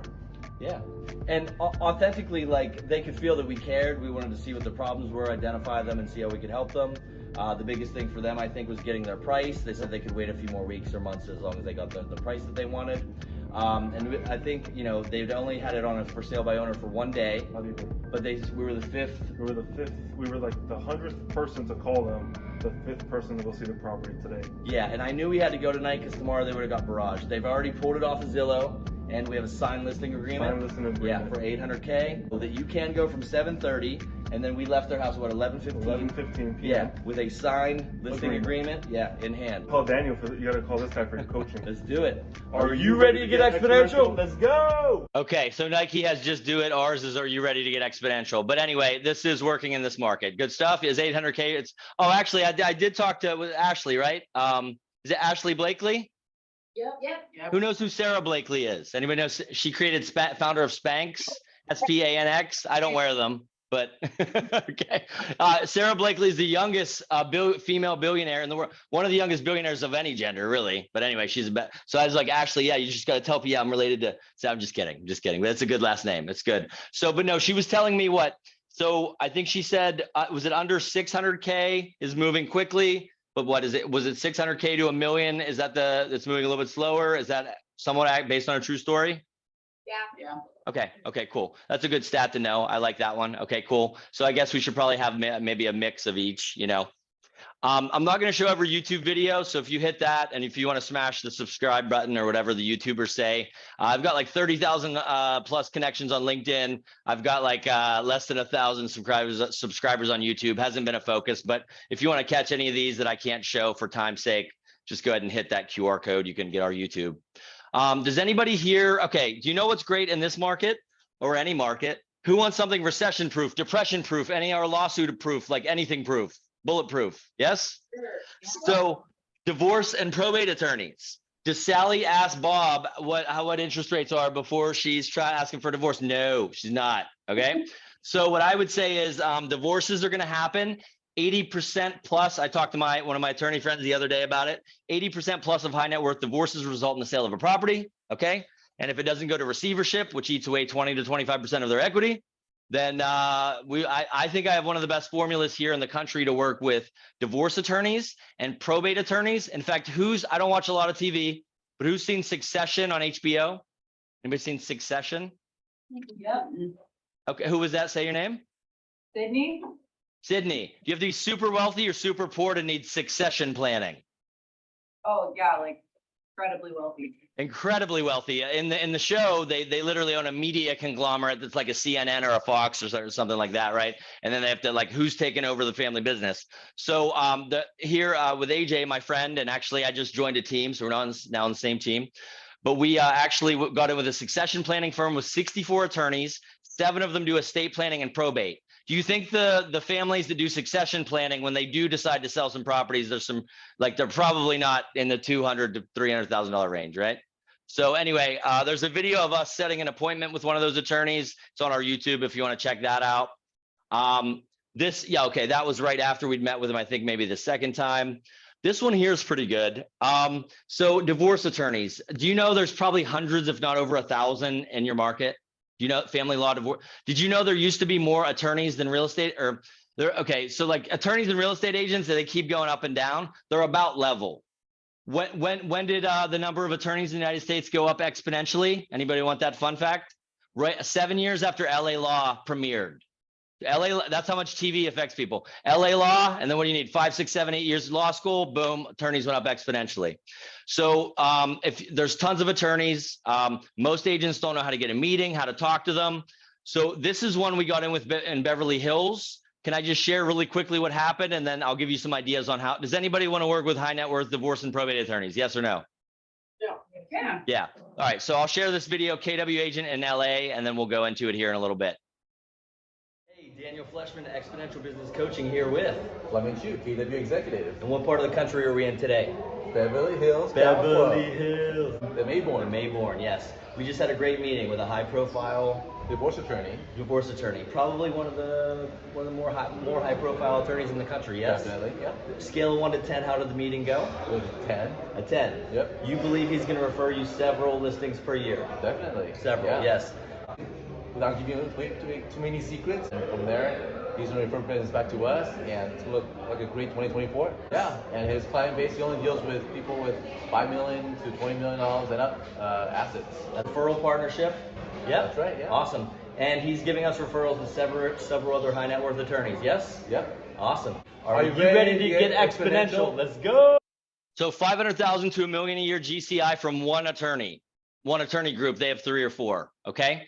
Now, I got licensed partially for that because I'm cut in on that deal. I'm helping with the whole process. It's going to be fantastic. I'm not bragging. I'm saying like this can be done. Here's what I can tell you. Try to cold call that attorney. It's not happening. I don't care who you are. You're not going to get the meeting if you do. So we use LinkedIn. Does anybody want to see that strategy? I'll show you here in a little bit. But we use LinkedIn, and it turns out Fleming I'll make fun of because he's my friend.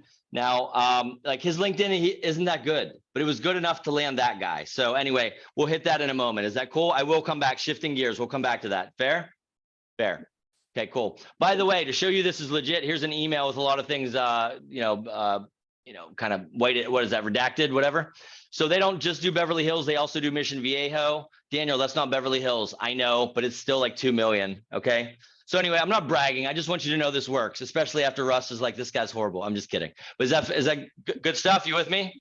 Tracking? Like a tank. Okay, good. So stick to the end. We're going to hit that part. Let's shift gears. So look, I truly believe there's 3 secrets or strategies for real estate success. Should be on your handout, not on the page that says tracker, but on the other side, we have it. Okay, good. Yeah. The first one is going to be, I keep changing this here. Just write down that it's about mindset. I'm going to call it exponential mindset. If you don't know what exponential is, it's like that it's this logo right here. Does anybody want exponential growth? Probably, yes. Well, we're going to show you legitimately how to exponentially grow your sphere and your business. So just put mindset or exponential mindset. I like to piggyback stuff. So secret 1A is this. By now, should you know that there are more efficient and effective ways to acquire new business than just calling out of the phone book? I think so, right? And that's what we're going to go over today. Hopefully you agree. Now, who's read any Gary Keller? By the way, it's really hot. My AC is having trouble keeping up. Is it hot out on the West today? West Coast? Breathing. Yeah. It's cold. Yeah. It's so cold. My AC is on 70. It's still like 75. Anyway, so we're trying to pump it up here. So that's why I took my jacket off. But who's read any of Gary Keller's books? I'm a huge Gary Keller fan. The One Thing, Millionaire Real Estate Agent. Yeah, great books. Which one was Roger Bannister in? Was it The One Thing or the Millionaire? One of the two? Yeah. If you've never heard the story, who's this Roger Bannister guy? First human to run a mile in under 4 minutes. Okay. If you don't think that's a big deal, quick history lesson. In ancient Rome, they tied a bull behind somebody to motivate them. Spoiler alert, they died. Okay. In the 40s and 50s, a doctor said a man or woman's heart would explode. It's impossible. But on May 6, 1965, Roger Bannister did the impossible. He ran a sub 4 minute mile. Okay. Huge milestone in human progress. Guess what happened 46 days later? John Landy ran a 4 minute mile. What the heck does this have to do with real estate? Stick with me. Look, do you know there are high school men, women, every gender running sub 4 minute miles? High school and college. I don't think we evolved as the species like the dinosaurs. I think we saw somebody else do it and we believe it's possible. I think Russ was alluding to this. Yes. Okay. So is anybody here want to do 100K to 250K or more?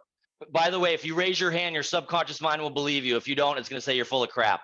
Or if I can swear, full of shit. Okay. Anybody want to do 250,000 to 500,000 or more? Yes. Anybody want to do 6 figures? Who's up front? What's your name? Me? Yeah. Sorry. Estella. Say it loud. You're far from the mic. Estella. I believe you, and so does your mind, because you're like, I do. Look, if I have to do something silly or stupid to get a result, like I'm willing to do it. I don't need the perfect plan. And I'm at the point where I don't really care what anybody thinks except for my family and friends. And as long as I'm legal and ethical, whatever, who cares? So who wants to make a lot of money? 100K to 1 million or more? Yes? Boom. I love it. So look, like, have people in your market center hit these numbers? Yes. If you've read The Millionaire Real Estate Agent, have people done it? Yes. I think this market's easier. Like, we're at like record prices, aren't we? I think this is the best time. I can prove it. I got licensed 2 weeks ago. Daniel, does your stuff work? I don't know. I'm about to quit doing this because I'm seriously just constantly with homeowners signing deals. Right. So I guess that's a good idea that it works. So I gotta figure out how to shift. I'm talking to my mentors about it. Anyway, whether you love or hate this Tony guy, the first time I saw him was on an infomercial. I'm 16. It's next to the Flowbee. Anybody remember the Flowbee? I'm like, this guy's clearly a weirdo. Okay. He can make me happy and successful. Okay, dude, change the channel. Luckily, when my friends went to his event, he's like, no, it's legit, man. You gotta check it out. So I went to a bunch of his events. I volunteered at some. I worked for him. And anyway, I created some results where Tony left me a voicemail comparing me to Roger Bannister. It's 10 seconds. It'll help us get more listings. Can I share it? Yeah. Okay, let's do it. My creative results where Tony compared me to Roger Bannister, the first guy to run a 4 minute mile. Daniel, it's Tony Robbins. I can't thank you enough for being my partner, brother. Just excited, really, really excited to see somebody just blow through that 4-minute mile and show people what's possible. This is like circa 2012, 2013. I'm like, how in the world am I going to save this voicemail? I don't know. I found some app or something to do it. Anyway, how does this relate to what we're talking about today? What did I do? Because I clearly don't look like a runner. You know, I should probably run more. I set about 257 qualified appointments in 99 days. That's as close as I can remember it. Anyway, okay. So let's go with 30% of that. Would anybody like 75, 76 more qualified appointments in the next 90 to 99 days? Yeah. Here's my joke. Who remembers old clocks with the hands on them? Anybody before we had these guys? Yeah. The Apple Watches or whatever. How often is a broken clock right? How many times a day? You can be a broken clock with that many meetings. You're going to people are going to just be like, yeah, I don't have an agent. I just need one here. Right? At that point, not only that, you're going to get really good. If you go to 75 listing appointments, you're going to start to get really good, right? You hear the same things over and over. Yes? Can I get a yes? Okay. So shifting gears. Secret one is knowing your reason why. That was my secret weapon. I know. Oh, dude, it's so I don't need this. Listen, I've done just the strategy. And people are like, this is amazing. This is going to work. It's the best idea ever. And they don't do anything with it. I think Russ was alluding to this. I'm telling you, one of your biggest secrets is knowing your reason why. Everyone have one? Okay. I'm going to do my dad brag and share mine. So I lived in South Florida in Miami. And as you can imagine, I mean, I wasn't doing anything too crazy. I was working hard, but, you know, going to the nightclubs, drinking alcohol, never got into drugs, but whatever, being stupid, young and stupid. And I find out my son's on the way. Guess what? If you're healthy, I think you immediately quit being stupid. Does anybody resonate with the moment they quit being stupid? Like, all right, it's time to get serious. So now when I was 5, I had no self-esteem. I might even call it negative self-esteem. My son just had his 10th birthday. We had a baseball themed party, nothing too crazy, you know, but it was fun. But can I show you my son at 5 really quick? Dad brag? Okay. No problem. Let's start it again. Let's start it again. Let's start it again. Let's start it again. Let's start it again. You got a mic? Doug, you got a mic? Hey, come on, man. We practiced. We wanted to tell everybody something. And so what's your name? Chico. And what can you do? Anything. You can do anything? Yeah. Can you say it in Espanol? Yo puedo hacer cualquier cosa. Oh! That's my dude. He has too much self-esteem. Is it easier to rein it in than it is to build it up? I think so, right? So we gotta rein it in once in a while. Look, I mean, I would have zero self-esteem. So I think besides just giving our children things and just, you know, I think we need to give them skills. By the way, was he paid? Yeah, I'm a capitalist. He got a Nintendo Switch, all the games, and etc. Okay, he practiced for a month. Did he do pretty good? He did pretty good. Look, I'm telling you, what was it? Justin, how old are you? 31. 31. If you want a Lambo and you want a jet and a model, you know, model wife or husband, you know, model person to marry, partner, right? Like, I don't know, like that's probably what I wanted in my 20s and maybe early 30s. And you should go through that phase. But I'm telling you, does anyone agree, like what Gary Keller and everybody has it right? God, family, business, right? Are those our real big reasons why? Okay. Does everyone know their big reason why? Sometimes you have to reconnect to it. I'm going through something with my son right now. It's private. I don't want to share, but it's like, man, I'm like re-upping my reason why. Anybody resonate? Okay, cool. We're done with the mindset stuff. You can quit rolling your eyes. Shifting gears. Before we go to secret 2, I want to give you a paradigm shift. Okay. What is a paradigm shift? So horse and buggy. I don't think any of us are old enough to remember horse and buggy. But supposedly at the time, people wanted faster horses or flying horses. If you go on YouTube, did you know if you have enough money, you can buy a flying car in 2024? I don't know. They finally came out with it. Okay. Is that a paradigm shift? Okay. Everyone wants to know how to overcome objections. The slick thing to say, the sales technique. Like, is that right? Everybody wants to overcome objections, I think, question mark. Do you know what I want? I don't want any objections at all. Does that sound ridiculous? No objections at all. Anybody want to see this one? Okay. Okay. So I made a quick video to explain it. Anybody like to move the original Matrix? Not the new woke Matrix, like the original? No? Okay. So if you don't like the Matrix, just try to hang in there. But I made a 60-second video trying to explain it. And I promise if you stick with me, I'm going to show you how that divorce attorney in Beverly Hills, that family law attorney, gave us 0 objections, even though I prepared for a month for the meeting. Okay. Let's check it out. Oh, that sounds good. Oh. Oh, that sounds great. I look forward to it. Thanks so much. This is a horrible call. I still got the meeting though. Right? Because we used like the name drop, the LinkedIn. And if you get an intro from somebody you know who's ever had a listing from a friend or family member, that wasn't a listing appointment. You had that thing was in the bag. My friends don't give me objections. Who's seen The Matrix, the movie? Remember it back in the day? So like Neo asked Morpheus, he goes, Trying to tell me that I can dodge bullets. so you're saying I can dodge bullets? And then what's Morpheus say? I'm trying to tell you that when you're ready, you won't have He says, no, Neo, I'm telling you when you're ready, you won't have to. Stop trying to overcome objection. Be like David Henning, make more friends, network. I'm telling you, there's more people you could call that would love to do business with you. You don't have to learn how to overcome objections. Is that good?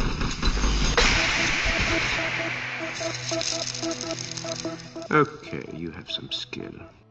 The movie's 20-year-old, spoiler alert. All right. So the movie is within a computer program. So Neo's like, oh my God, I can dodge bullets. How cool.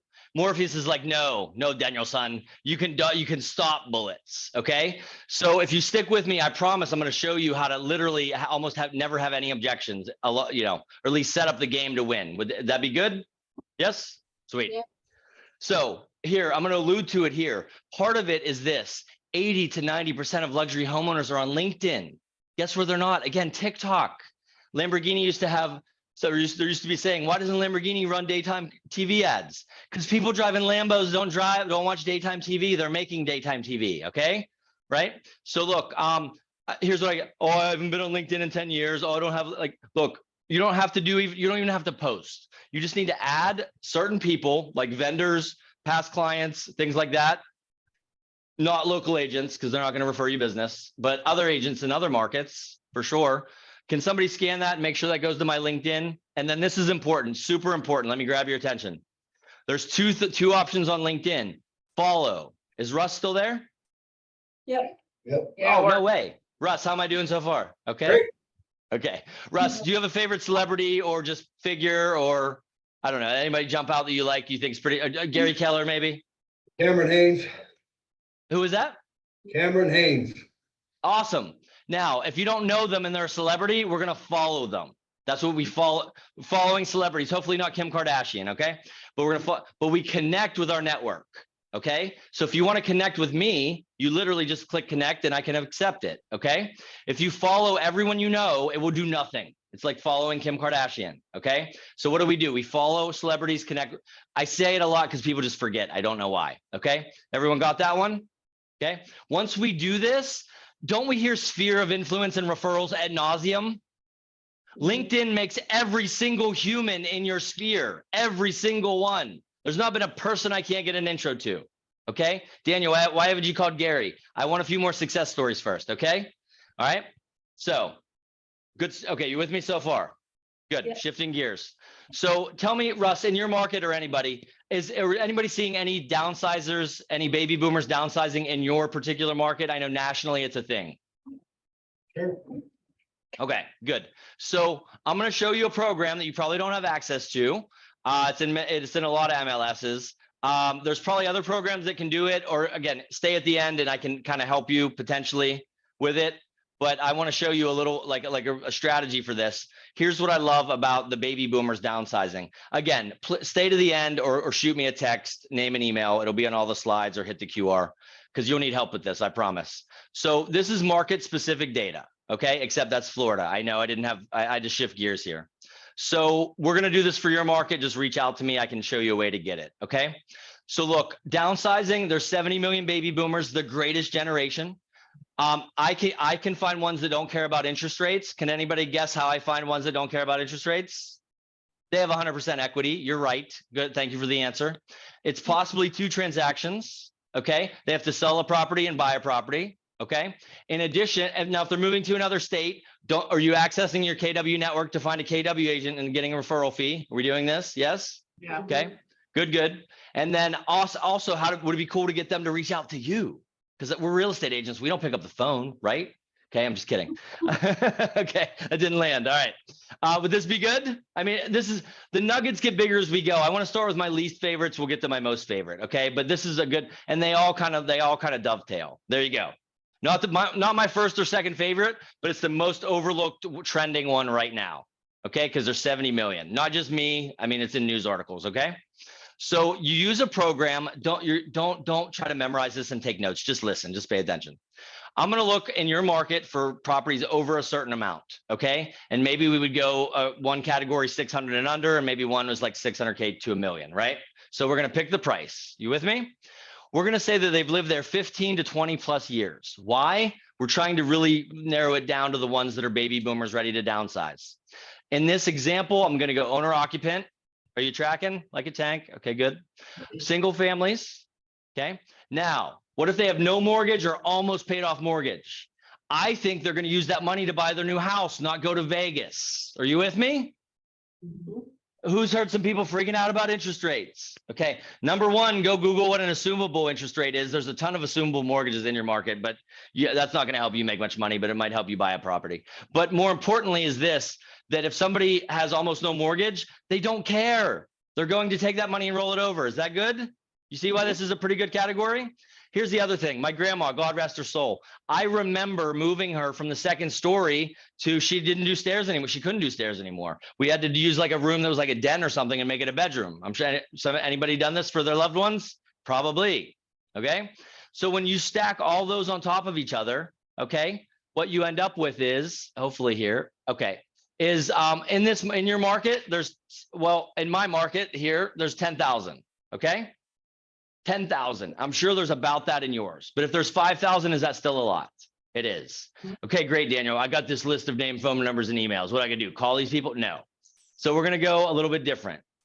How do we get them to call you? Would that be optimal? I think so. So who is like ever seen a clickbait YouTube thumbnail? These are examples. You see the thing, like, oh my God, the thing, I got to click the thing. By the way, Snapple fun fact, anybody read Alex Hormozy's new books, like Millionaire Lead or $100 Million Leads, $100 Million offers? Okay.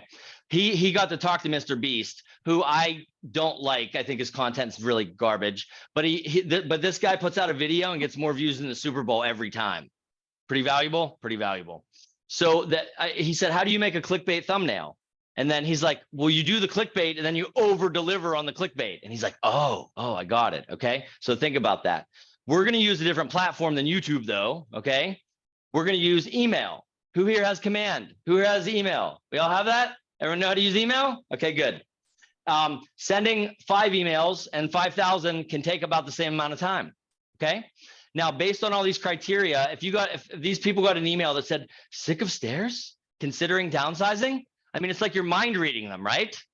I mean, this is what they're thinking about. Are you with me? There's more fun examples. This one does really well if you like cats. Okay. This one does the best if you like dogs. Isn't that funny? Someone's like, Daniel, that's not professional. I'm like, if that gets you 2 transactions completed, I'm pretty sure that defined the word professional. Does it not? Yes. Okay.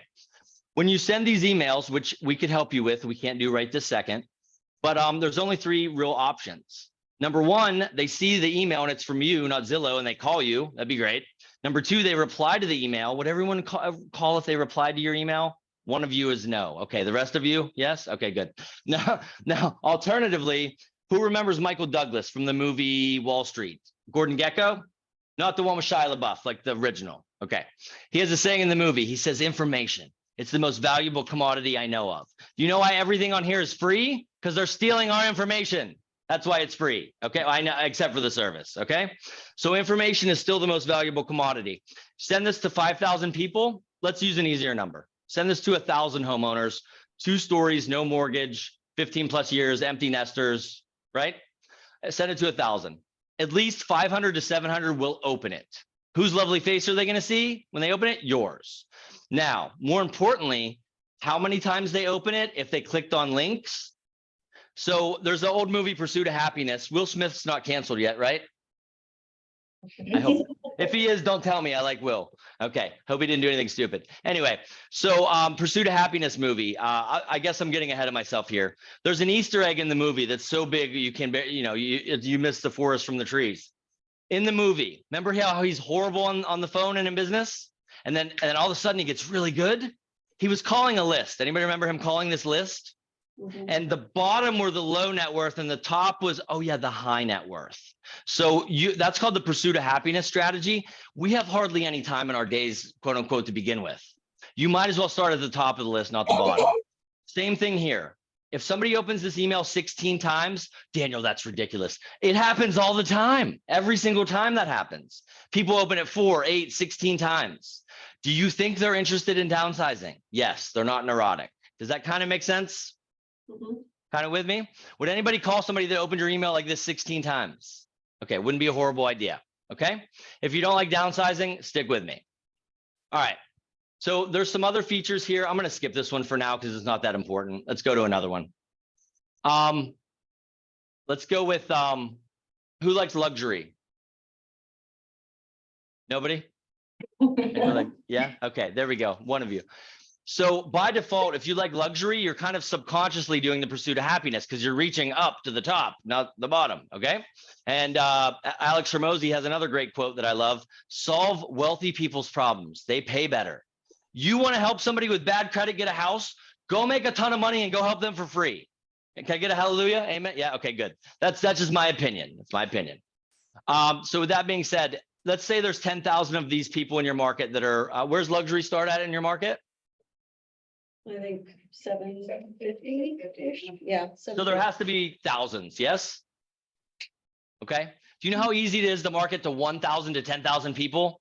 It's insanely simple. If you don't have all their names, phone numbers, emails, and social media accounts, reach out. I'd be happy to help you do that if you do want to do luxury. Your farm, you could email them once a week. Direct mail is great. Golden letters are great. They're expensive compared to email. Doesn't Command let you send 5,000 emails a month for free? Does Command now have find duplicates? Yes, thank you, Command. Design rather find dupes. Love it. Okay, next category, absentee owners. Okay, they result for about 20% of transactions annually. Has anybody ever worked with an absentee owner? Anybody ever gotten a deal over Zoom and DocuSign? Anybody want to get a deal over Zoom? Russ or anybody there, what percentage of homeowners do you think in your market are absentee? Is it higher than the national average? Probably higher, yeah.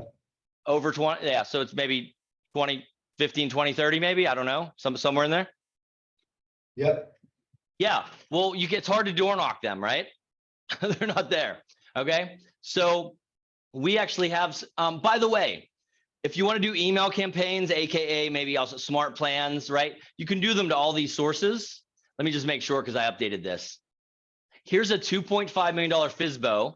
This is in Virginia. I'm friends with the operating principal. We work together. And the homeowner's in Colorado. And when I called him, he was in Mexico. Can I share a little bit of this one really quick? Okay. Oh, yes, is this Scott? If they could take a look, and then what they could do is you potentially, yeah, with you and your wife, maybe set up a Zoom call and see, see if they could help you if you get a buyer for the property. On our first session, we called. Okay, so for time's sake, I called him. He was in Mexico. He said, call me next week. Okay, a little bit of follow-up can be okay.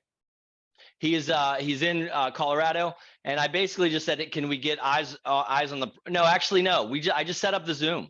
He said he was serious about selling. He's like, it's a little bit overpriced. Who knows that pretty much every FSBO is overpriced?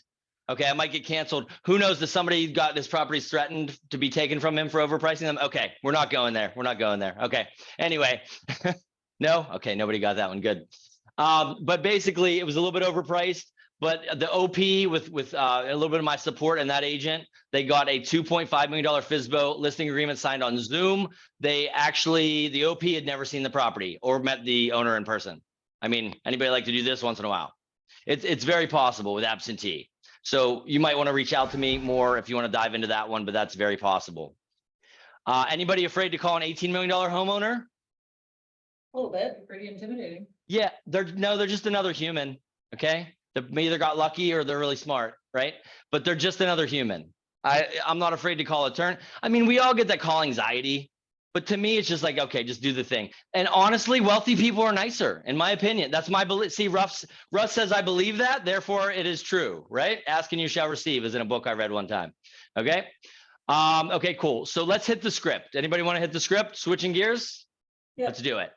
You should be like this. You excited? Okay, we're excited. Okay, good. All right. So, okay, good. All right, 10-second backstory. Dating myself. Who remembers rotary dial phones? You're like, Daniel, how old are you? Okay, knock on wood or pray to Jesus, whatever. 15, 20, 25 years ago, when I would call somebody, I'd typically get hung up on, swore at. Who's had this happen? Yes. Who's never had it happen? That means you don't pick up the phone. Great, good, cool story. Good to know. Now, not best friends with Bob, okay? But Robert Kiyosaki, we've all heard about Rich Dad Poor Dad.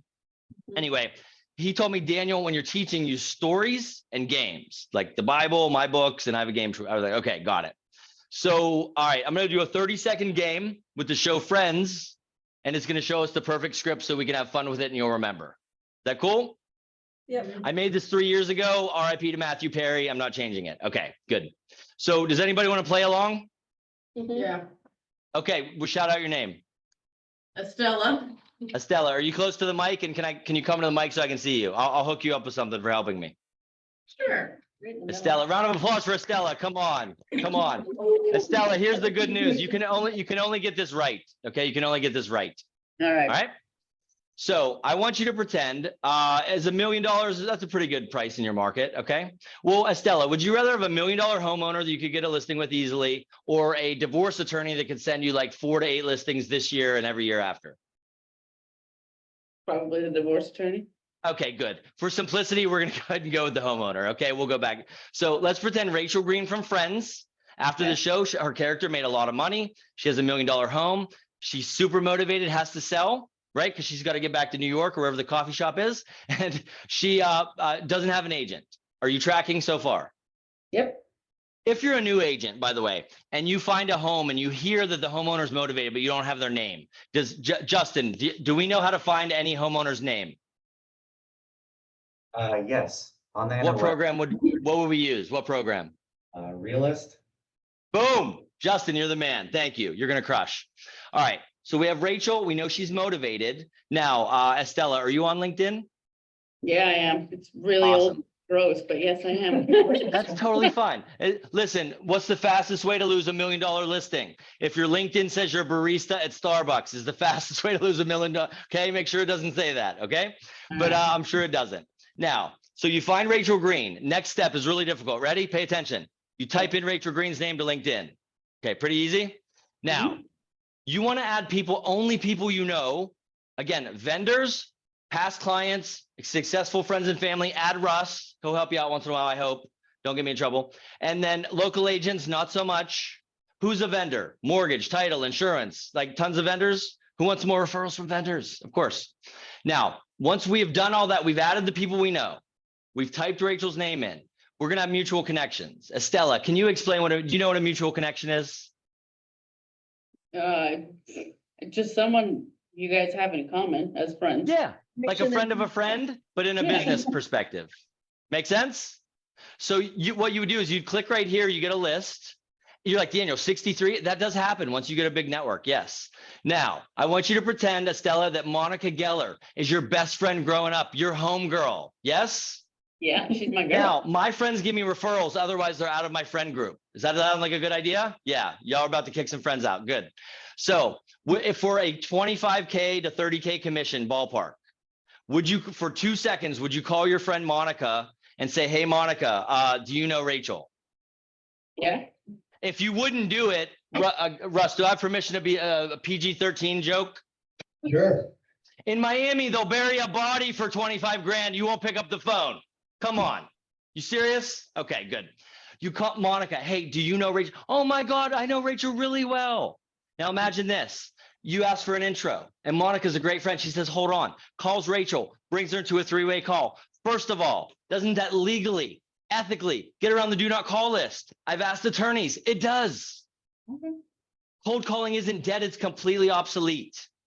Every single luxury homeowner, you can find out who they are and find out how you know that knows them. I'm going to see a luxury home earlier today. His name was Matty Bletcher. I was like, hey brother, you from Israel? He went to school in Israel. He's like, yeah, how'd you know? I was like, I'm LinkedIn stalking you. I was like, I'm Italian and German. I'm like, all my Jewish friends tell me I'm part of the tribe. I just don't know it, but I do stand with you and I do pray for you. He's like, I appreciate that. You think that builds a little bit of rapport versus a stranger? Yeah. Tremendously. Now, here's a few things. So we got her on the do not call list. Estella, you think you're getting that meeting? It's from your homegirl, Monica, who's homegirls with Rachel. Yeah. In my opinion, too, because Estella, remember Monica growing up? You know what I'm saying? Like Monica, you don't mess with it, right? So listen, if Rachel's not going to ask for a 0.2% commission, she's not going to call 100 other agents. Estella will tell us why. Monica would be furious and be raising hell, would she not? Like in high school growing up, ha ha ha, the joke. Are you getting this? The perfect script is not a script. It's getting an intro from somebody that you know, like, and trust already. Spoiler alert. Successful people have everything about themselves on the internet. Okay? The cold calling is dead. It's literally, you can get an intro to any human being. Is this good? Round of applause for Estella. Round of applause for Estella. Thank you. Now listen, there's a few hard-headed people in the room. Who remembers those cordless phones? Okay, 900 megahertz. Listen, here's the tall guy. Okay, here's me 15, 20 years ago. See, I didn't have any salt and pepper yet. This guy's name is Mark Benioff. Who's heard of Mark Benioff? Created Salesforce.com. He was worth 5 billion when I called him. He's now 10, 11 billion.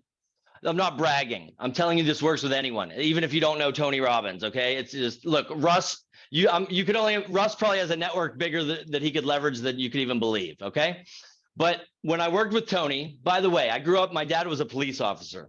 Before you cancel me, he never beat anybody up while arresting them. Okay, never had. He was he was on the Keep Kids Off Drugs Dare Council. I think he was a pretty good one.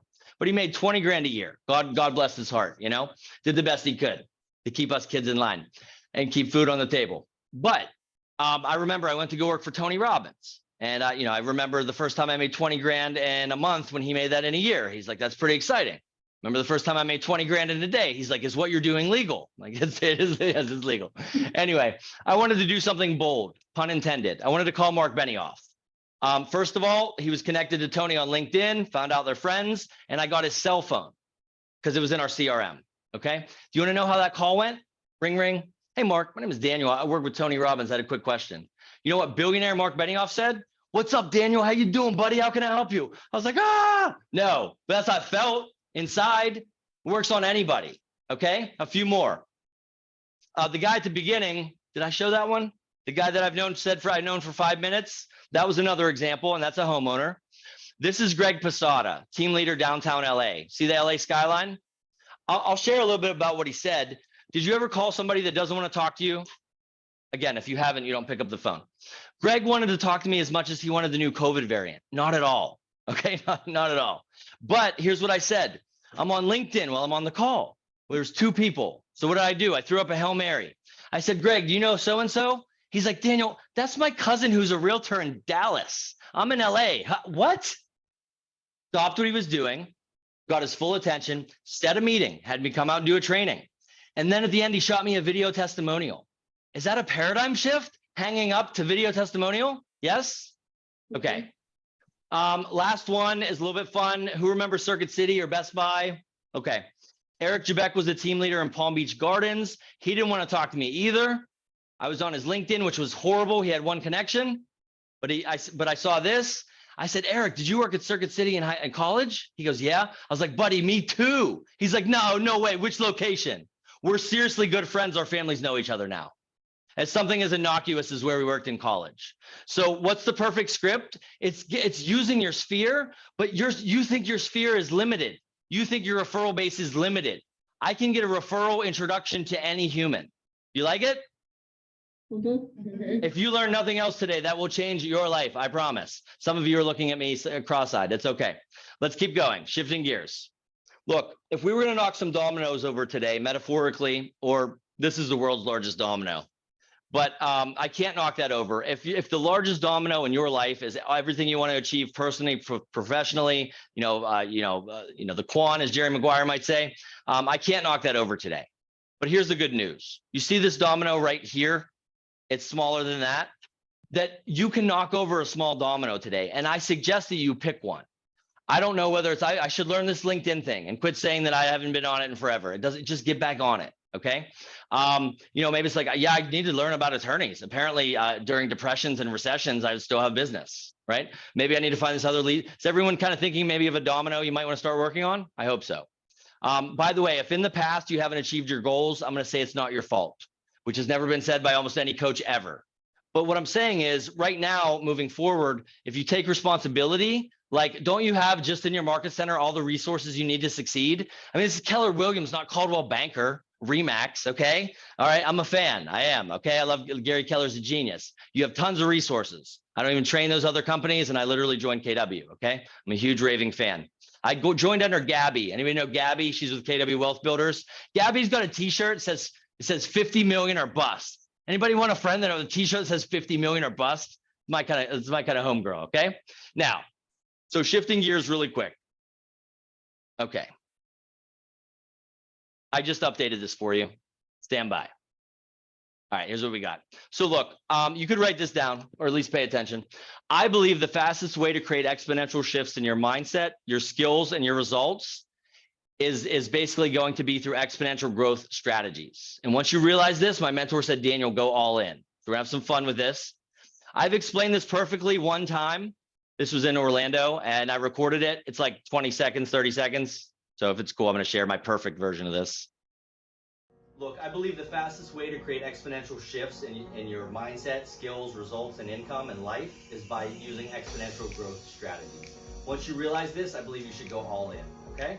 All your dreams and goals and visions, the life and relationships you want, the family, friends, and peer group you want, it's gonna be enhanced and fueled by the results in our business life. Anybody else resonate with that? One of my mentors told me that once you learn this, Daniel, the exponential growth strategy is the best way to radically grow your business. You should go all in. Okay, go all in. What the heck does that even mean? I didn't know what it meant, so I'm gonna explain it. Ready?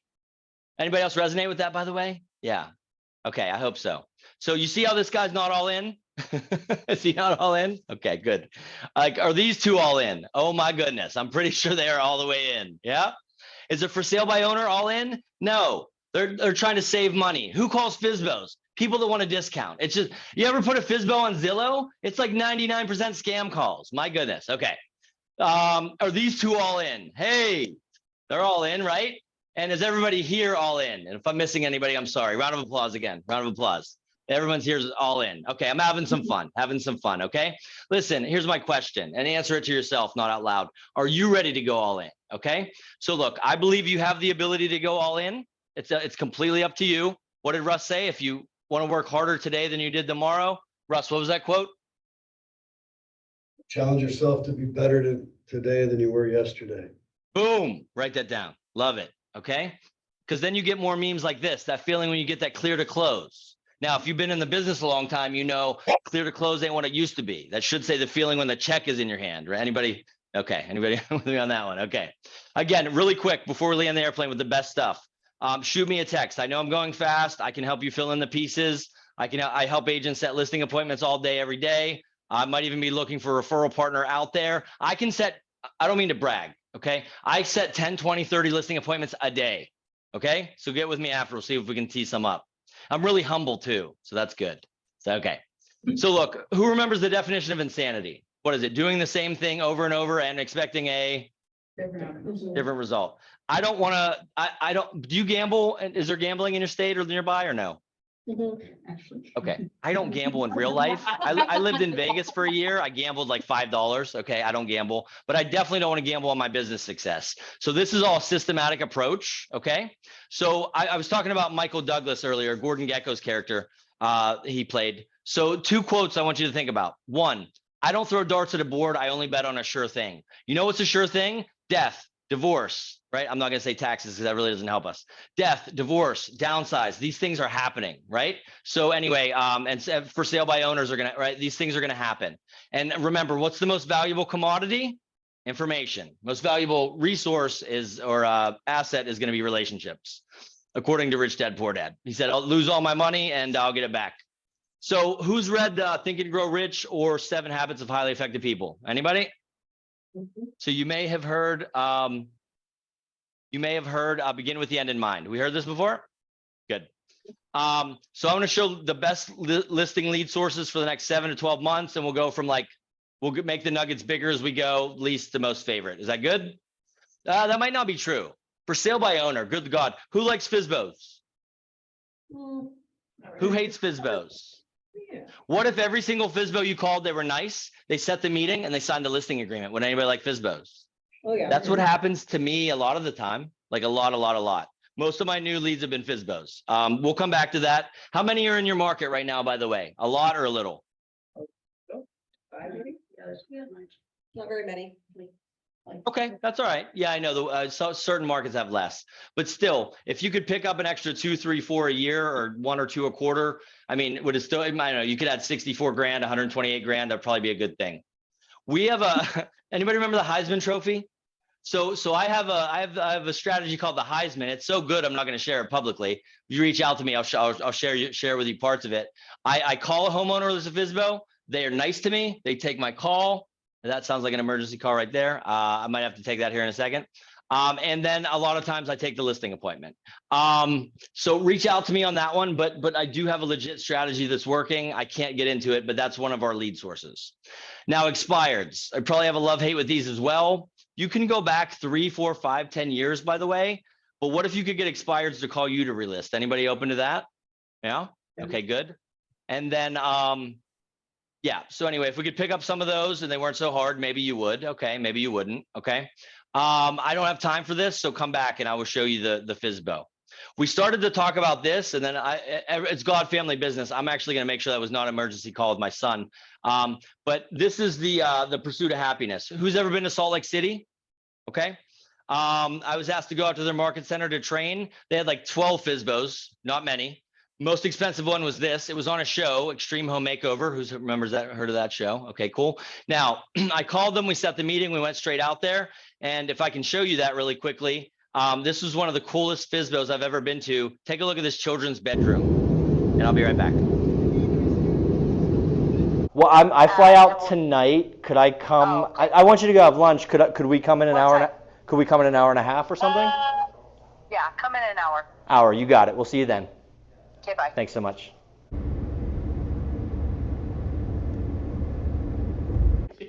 Okay.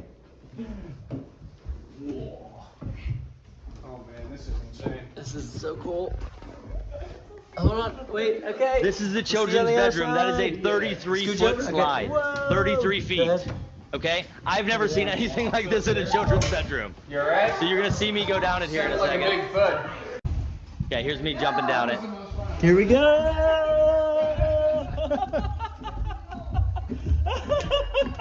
Oh my goodness. In the room at the bottom, they're like, we're building a pickleball court down here. Would you rather be at that home than the neighborhood where you fear you might get shot? Anybody? Yeah. Yes. Okay. That's the pursuit of happiness. Sort everything. FSBOs, expireds, luxury, everything you have high to low. Daniel, you can't do that with attorneys, can you? Yes. High net worth. 3 words. Or apparently there's also ultra high net worth. I haven't delved too much into that one yet, but I will. Anybody like pursuit of happiness? Pretty good? Pretty good. Real estate investors. One of my mentors told me there's only 3 ways to make more money in business. More clients, increase transaction value, or do business more frequently. It's kind of hard to do business more frequently in residential real estate, except with who? Investors. Who knows what FOMO stands for? FOMO. I'm gonna go a little bit fast here. Did you know there is proposed laws to cap 1031 exchanges at 500,000? Daniel, why would they do that? Because they're bloody communists. That's why they would. Anyway, I'll leave that alone. But I'll tell you this, if you had somebody thinking about a 1031, is that some good FOMO? It sure is. I hope to God they don't do it, but I don't know. We'll see. The next is high net worth probate and estate attorneys, right? Correct? And then we have our niche. Is it niche or niche in Washington? Be niche? Niche. Okay. We've got downsizers, luxury, relocation, and a few others. But is this a decent list of where to get listings? Not bad? Mm-hmm. Okay. So this is gonna be a good shift. You're gonna like this one. So look, if you could add maybe 1 or 2 FSBOs a year, get the average attorney will give you 4 to 6 listings per year. The average divorce attorney on average. I met with hundreds. Investors and absentee owners, you could clearly pick up 1 or 2 from them. Referral partners, that would include assisted living facilities. That would include, let's get your mortgage and title people sending you more deals, which we can do. But I mean, wouldn't it be cool to just add an extra 50 to 150K? It'd be not horrible, right? Get everybody capping. Let's get everybody capping, right? So look, if you don't have this program, it's fine. I can help you with it. Let's go through this again. And you can do this even on commercial, but we're gonna go, okay, I added this. Relocation is huge too. You should know a little bit of your relocation data. And I guess KW even has a new feature. I need to look into it. I haven't, where you can, if somebody's moving to a certain market, or if you're selling, you can like be reaching out to other markets. I'm working on it. I'm doing some background research. But in Florida, you know what we love? California buyers. They're coming cash. And what's $1 million buy you in California? You're right, a crack house. That's right. So $1 million is a nice house in Washington and Florida, right? Okay, good. So it's just good to know your data there. Now, well, I like to do custom searches, right? Because if we're looking for different sources here, looking for different sources, right? So let's look at a few. I just updated this and I can do your market. I have not, I apologize, I will.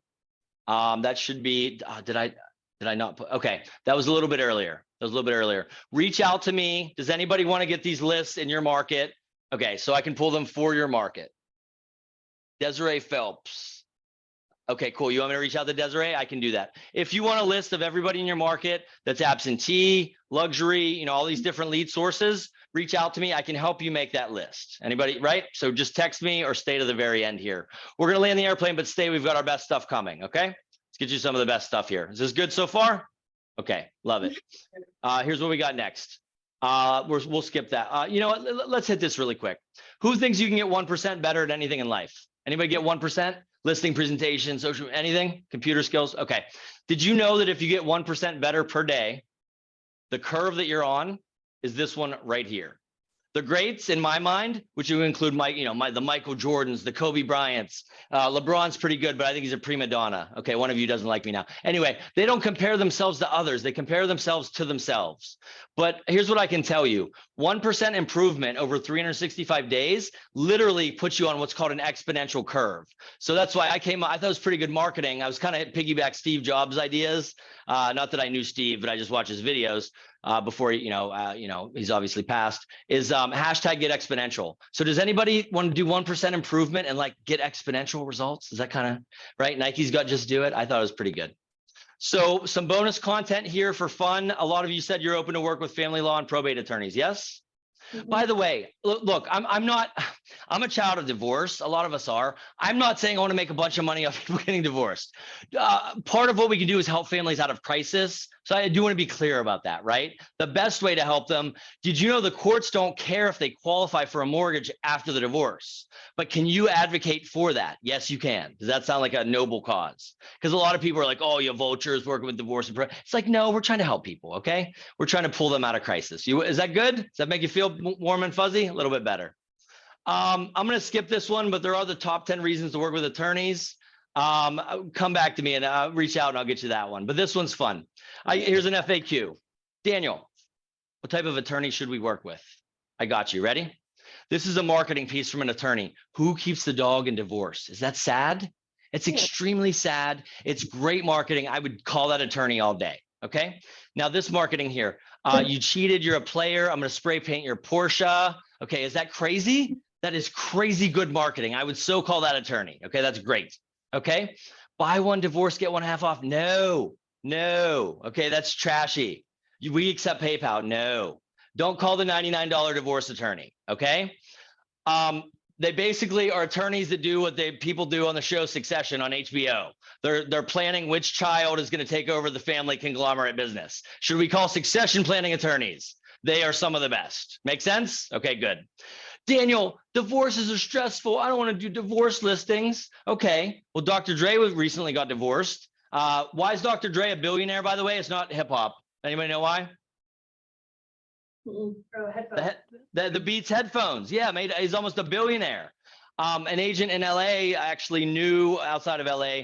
We looked up Dr. Dre's divorce attorney. Daniel, how on God's green earth would you find Dr. Dre's divorce attorney? It was in the TMZ article. Okay, I don't watch TMZ. I literally Googled celebrity divorce. Okay, the attorney's name is in there, right? And they knew them. Would you put up with the stress for the divorce for like Dr. Dre style listing? That's like probably tens of millions. Yes. Okay, good. I don't know. You got to pick, like, either you're going to, what Russ was saying, right? We have the pain of discipline, the pain of regret. I don't know. Pick one. What are you going to do? Yeah. So these are strategies that I'm using and battle tested with hundreds of attorneys. Reach out. I can help you with that. I can tell you that I have this nailed down, but let's just go back to the Beverly Hills attorney with Fleming. When we looked him up, Fleming's LinkedIn is still horrible. Fleming Chu. By the way, he's like, Daniel, I used to have a name tag. He used to be a paramedic. And he's like, it said F Chu. I was like, Fleming, that's not a truth. He's like, really, Daniel? I was like, that's pretty funny. Okay. But seriously, he has 200 connections on LinkedIn. His name's Fleming Chu, Los Angeles real estate agent with KW. But there was this divorce attorney and he had a bunch of connections. And when we clicked, I was like, Fleming, do you know this guy? He's like, Daniel, I think our children go to school together. You see how easy that meeting was to set. That's like better than Monica Rachel, okay? And now we're all great friends. I remember we were in a meeting and the divorce attorney's trying to figure out what we're doing. And he's like, why do you guys want to help me grow my business or whatever? And I'm like, well, the more business you get, won't you have more real estate referrals to get for us? And he's like, light bulb went off. He's like, oh, cool. Yeah, let's do it. So that was pretty cool. Reach out to me. I can help you set those meetings. Okay. This works in all parts of life. Who hates being pushy? You hate being pushy? Don't be pushy. Be playfully persistent. You ever had a dog try to get you to pet them 87 times? If somebody kicked a dog because if somebody kicked a dog because the dog was trying to get them to pet them, I would probably kick that human in the face. Okay, right? We would never get mad at a dog. Be playfully persistent. Is that a fun way to look at it? Playfully persistent. Use 10,000 gallons of honey before you use any of the vinegar. So look, reach out to me. We're kind of short on time, but what I can tell you is that we have this nailed down. We have a strategy. We can get you in with these attorneys. Okay. So let's land the airplane here with some of the best stuff. Here's what we got. Does anybody here? I'll tell you what, is this video here? Do you want to see me set a meeting with an attorney? Does that sound like scary? Sound scary? Okay. I'm going to show you setting one live. You ready? Let's do that. Then we'll land the airplane. There he is. Hey, is this the famous attorney? Hey, how you doing, sir? Hey, awesome, man, awesome. Attorney referred me over to you, and actually just went to your website, so I see you're helping veterans. I think that's awesome. I just want to acknowledge you for that. Okay, what's going on? Yeah, you know Attorney, right?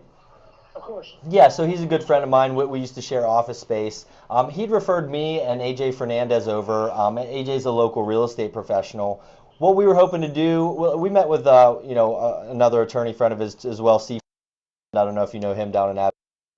But we had a really good meeting. AJ Fernandez, my business associate, we believe we can refer you probably some family law and maybe some other clients as well. And quite frankly, I'd love to hear more about what you're doing for veterans. We wouldn't be opposed to adding some value there as well. Just seeing if we might be able to schedule a 5 or 10 minute meeting in person just to introduce ourselves and see if we could maybe refer each other some business. Sure, if you call my office number, which should be on the card, give it to you. Yes. And let them know that you spoke with me on the phone, that it's not just a cold call. Okay. And to set up a time sometime next week to come in and sit down, we'll have a cup of coffee and chat. Oh, that sounds great. I look forward to it. Thanks so much. All right, man, don't work too hard. All right, you likewise, man. Have a great day. Bye. Boom. Okay, so if you've ever done phone sales, I'm going to tell you that's a solid 5 out of 10. Not a good call. We packed up for the day. We're about to run out and shut off the camera. And I got the phone call back and so I didn't do that well. Do you know what saved me? I got a referral from another attorney that he's known for 20, 25 years. When you get that type of referral, it doesn't matter. By the way, that attorney who referred me passed away, unfortunately. His name was, let's call him Chad. He was getting so old, he was in a wheelchair, had trouble seeing. Great guy. I was going to take him to a dueling piano bar, but it was his favorite thing, but we didn't have a chance before he passed. But his secretary was stealing from him like 50 or 200 grand, just taking the client, right? He's about to lose his law license. I didn't ask for anything for it, but I did make him a loan. It didn't get repaid, but the karma did in a good way. I helped him save his law license, but he ended up introducing me to a lot of people. I didn't give him the money for that. I gave him the money to save his law license. But anyway, he told me a story. He said, Daniel, one time I gave a name to Morgan & Morgan. He's like, they sent me a $250,000 referral check, right? So just like we like to refer business, attorneys like to refer to each other. Does anybody have a light bulb go off? Daniel, I don't know a divorce or probate attorney. Do you know any attorney? Because just like you can get an intro to any agent, any attorney, right? Does that make sense? Especially with LinkedIn, okay? So that can be very easy to do. We talked about succession. So secret 2 are gonna be your exponential growth strategies. If you have 15 minutes, I can have some bonus stuff. Do we have 15 more? I'll land the airplane. This is like the best. Okay. Okay. All right. Let's hit it here really quick. So if you want to get a windfall of business, I'm creating video. I absolutely hate it. I hate it. I hate public speaking. I hate social media. I hate being a dancing monkey. You know what I hate more than all of that? Being poor. Again, pick one. Okay. Put on our big boy pants or big girl pants and pick one. So I think to get you a windfall of business, it's going to be, I work with Mike Chow. He's one of the top teams in Keller Williams, top teams in the country. See this slacker? He's, you know, hardly doing any deals. That's probably 2023, maybe 22. But anyway, it's a huge slacker, only 388 reviews, right? But when I was working with him, he's like, Daniel, I get a ton of listings from my referrals on Realtor and Zillow. Okay. He's like, but you said something about these video reviews. I want to get some.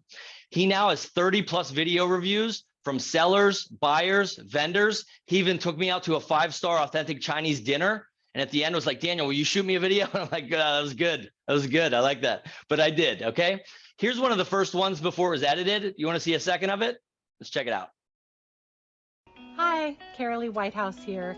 I am a client of Emily Lou's from a few years ago, and I just had to let you know that she is so awesome, so easy to work with, very trustworthy. That's for time's sake, you can look up, they're right on social media. It's the Chow team. The funniest thing that she said there, though, she's like, you know how hard it is to find a trustworthy realtor in California. I thought that, anyway, if you want to go look that one up, and I think they edited it since. But I think if you want a windfall of business, get some video reviews. Look, right now, who is the newspaper industry out of business almost? Are they dying almost out of business? Yes. Okay. Here's what I think. I don't think people want to read websites anymore. I think we're like the movie Idiocracy. I think most of the internet will be videos in the future. What if you're one of the few agents that has 5 or 10 of video reviews? By the way, set a listing appointment. The first thing I'm sending is a video review, right? Does that set you apart? I think it does. I don't know any other agents really at a high scale. Is that good stuff? That's just a small nugget, but that can help. Next, grow your LinkedIn. Okay, all you need to do is this. Add everyone you know on LinkedIn. Start with vendors and past clients and your successful friends and family. Again, add Russ. And if you have anybody in common with Russ, like a high net worth divorce attorney, call Russ first and say, do I have your blessing to, right? Or how can we partner up on this? Which actually you probably need more than one agent anyway. And like you need a male and a female, and it gets like, again, this divorce attorney in Beverly Hills, because we didn't cold call him, because his kids go to school with Fleming and because they go to charity poker tournaments together, he's kind of like giving us behind the curtain. He's like, Daniel, what I would do is this, this, and this. I understand what you're trying to do. I appreciate it. But he's like, if you did it this way, it would be way easier. So can you do it? And I was like, is that like legal and ethical? He's like, it's totally fine. Right? You see it, right? When you have relationships with somebody, look, AI, big tech, Zillow, the one place they can't beat us is relationships. So grow your LinkedIn. It's like a referral generating machine. You can tell I'm not passionate about it at all. So when you go to search for an attorney, you're going to have literally an entire list of people and how you can get connected to them. Okay. Reach out if I can help with that, or stick to the end. I'll set a time with you. Okay. Again, if you want to connect with me, not follow me, because I'm your peer, go ahead and hit that right there. Okay. Let's land the airplane with some of the best stuff here. Referral partners I can help you with. Video, again, you know what else I do? Daniel, how are you different? This is a YouTube video that has like, I don't know, 100 views, which is very low. It's me. Okay, you can look it up. But I show this to clients. I'm like, well, I do videos that attract buyers. They're like, oh my God, I don't know any other agents to do that. I'm like, I know, it's awesome. They don't care that there's 100 views. I haven't really grown my YouTube. But like, if you shoot video, just record everything. Post-production is like you can make anything look beautiful. Okay, post-production is great. So look, as far as the more simple stuff though, if you don't like video, you've got 5 years left, according to my gurus that do video marketing. He said in 5 years, if you don't do social media and video, you're out of business. So you got 5 years. Now, for the basic stuff that's still working, that's bread and butter, we want to get a program like PropStream, Remine. There's many ways. I'd be happy to help you. We want to find our lead source, okay? Like, has everyone picked some of their favorite lead sources? Downsize, FSBO, luxury, yes? Now, we pull this data and we come out and it looks like this. Does everyone here drink on holidays or like on the week? You have a beer, have a little vino, little cerveza. Okay. Even if you're friends with Bill W. By the way, I worked at Norwegian Cruise Line right after college. I was like, what's this Friends of Bill W meeting? They're like, Daniel, shut up. That's the AA meeting. I was like, I didn't know. I'm sorry. Anyway, so even if you're friends with Bill W, doesn't this make you kind of want to go have a drink, fall off the wagon? Me too. Okay, good. So what you want to do is take data like this, get a cyberbacker virtual assistant and make it look like this. Now, this does get uploaded to command. But here's what I want, okay? I want the correct cell phone. Who wants the correct cell phone? Who knows that nobody picks up their cell phone anymore? I have a strategy from that I got from Warren Buffett's top sales manager. Reach out to me, I'll hook you up with that one. I want their office phone. Daniel, come on, how are you getting their office phone? First of all, there's not an office phone on a do not call list that exists in the United States of America. Nobody would start a business and put it on the do not call list, right? So you now have two ways to legally, ethically get around the do not call list. Is that going to save us 40 million a year in lawsuits? I hope so. Okay. So we get it from LinkedIn, obviously. My virtual assistant would do this. Okay.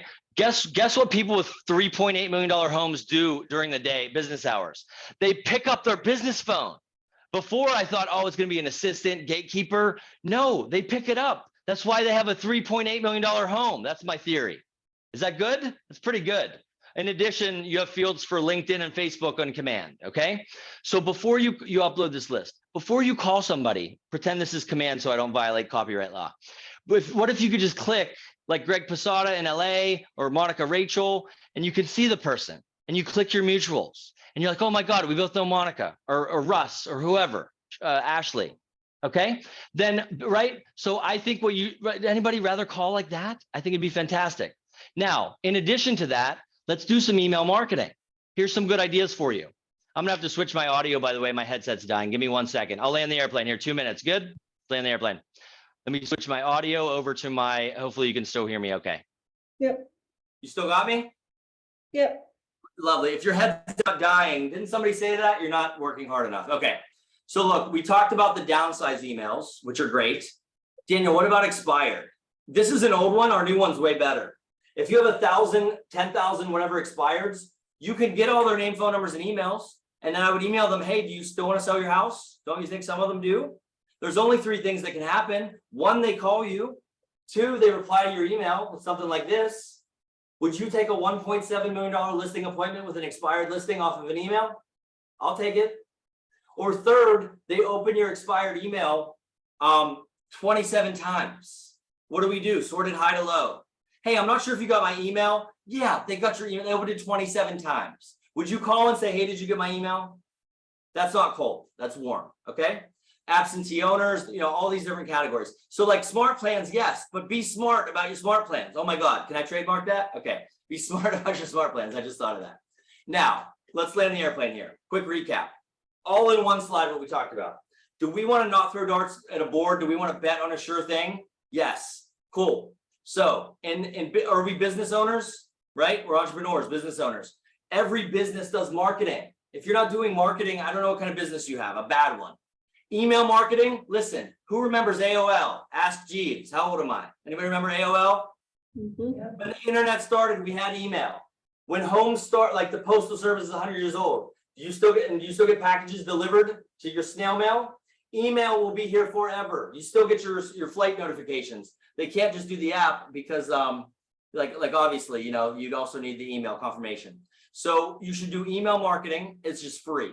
Direct mail marketing is a little bit more expensive. Get some video reviews, optional, but good idea. And then find these people that are connected on LinkedIn. Listen, none of us are talking to 100 homeowners a day. And if you are, my God, I want to be your friend. If you can talk to 5, 10, 20, 30 a day, or you're crushing it, you're crushing it, okay? Talk to people that need or want to sell, that have maybe opened an email you've sent, that definitely have somebody in common. Out of the thousands of people in your market, you can find people that check all these boxes. You can get a few inbound calls, and if not, would you be willing to call somebody that needs or wants to sell, doesn't have an agent, opens your email, and knows your friend Betty or Sally or Russ? You with me? Are you tracking like a tank? Again, to piggyback, if you're going to do attorneys, it takes 3 to 6 months before they may start sending you deals. But if they like you and you're a good person and you do good business, they're going to send you listings for the rest of your life. It's like an annuity plan. It's phenomenal. Okay. So secret 3, how on God's green earth do we make this easy to execute? Okay. Text me, hopefully, or stay to the end. We'll schedule an appointment with you. Okay. And you've got like 3 main options here. One is that you can DIY this. I don't know. We've seen the DIY TV shows. I don't want to do that. 2, get with somebody, your PC coach, Ashley, Russ, like you have the resources, like they can get you decades ahead of where, right? If you want to shave off decades from your learning curve, go find somebody who's done it. And if I can be supplementary, awesome. If not, you got it in your market center. Option 3, have somebody do it for you. Fast, effective, most expensive, and why aren't they just doing it on their own? As you can see, I'm pretty, I'm pretty biased to that one. So look, you have 2 options. Do nothing, sounds great. Or 2, take massive action, right? Just knock over a domino. Anybody want to knock over a domino? You do. So look, I'm gonna tell you my bonus gifts here, and then I'll tell you one last story that's awesome, you're gonna love, and then I'll book a few meetings, and then I gotta jump. So here's what we got. Text me your name and email, hit this QR code. I'll help you set some listing appointments. I'll give you a bunch of surprise bonuses. I would love to support you for as much longer as I'm doing this, okay? There's the authentic FOMO, right? It's okay if it's authentic. And I'm gonna leave you with this story. Mike Chow. Mike Chow, okay, anybody hate making phone calls? Anybody hate them? You know, I do. I wake up, I tie my shoes, it's one of the things that we do. But I called Mike Chow on accident, true story. I thought he was the team leader of his market center. He was the team leader of the Chow team, okay? I told my assistant. Now, I set a meeting with this guy, and then I went through everything that I do. And Mike's so nice, he listened the whole time. And at the end, he's like, Daniel, oh, this is awesome, but I'm not the team leader of my market center. I was like, man, I'm sorry. I was like, can you tell me who that is? He goes, yeah, his name's Daniel as well. Here's his number. He's go, but this is awesome, Daniel. I want to buy what do you have I can buy? I was like, it was crazy. I called somebody on accident. Okay. The best thing that can happen when you call a homeowner is you get a deal. Okay. The worst thing that can happen is like nothing, right? Like they're not going to come through the phone and bite your head off. Okay. And like you miss 100% of the shots you don't take, whether that was Wayne Gretzky or Michael Jordan. I don't know. Who remembers Michael Jordan? I've missed more than 1,000 shots in my career. 264 times I've been trusted to make the game-winning shot, and I missed, and I failed over and over and over. So I succeed. Swing the bat, take the shot, right? Swing the puck, okay? Swing the hockey stick, whatever. So let me tell you about Mike Chow. Not only did this guy buy from me, he's a client. He's a great friend. He's one of the coolest people I've ever met. He again, he takes me out to dinner. I've referred people to his team. He does something that I believe Steve Wynn from Las Vegas does, and I would put Gary Keller in the category as well. If you've never heard of Steve Wynn, have you heard of the Bellagio, the Wynn, who's been to Vegas? Come on, it's not that far, right? So Steve Wynn has this thing that you need to create raving client cultures, like you need raving fan clients, okay? So here's a quick story about what that means. There was a couple driving from Southern California to Las Vegas for the weekend to stay at the Wynn or the Encore, okay?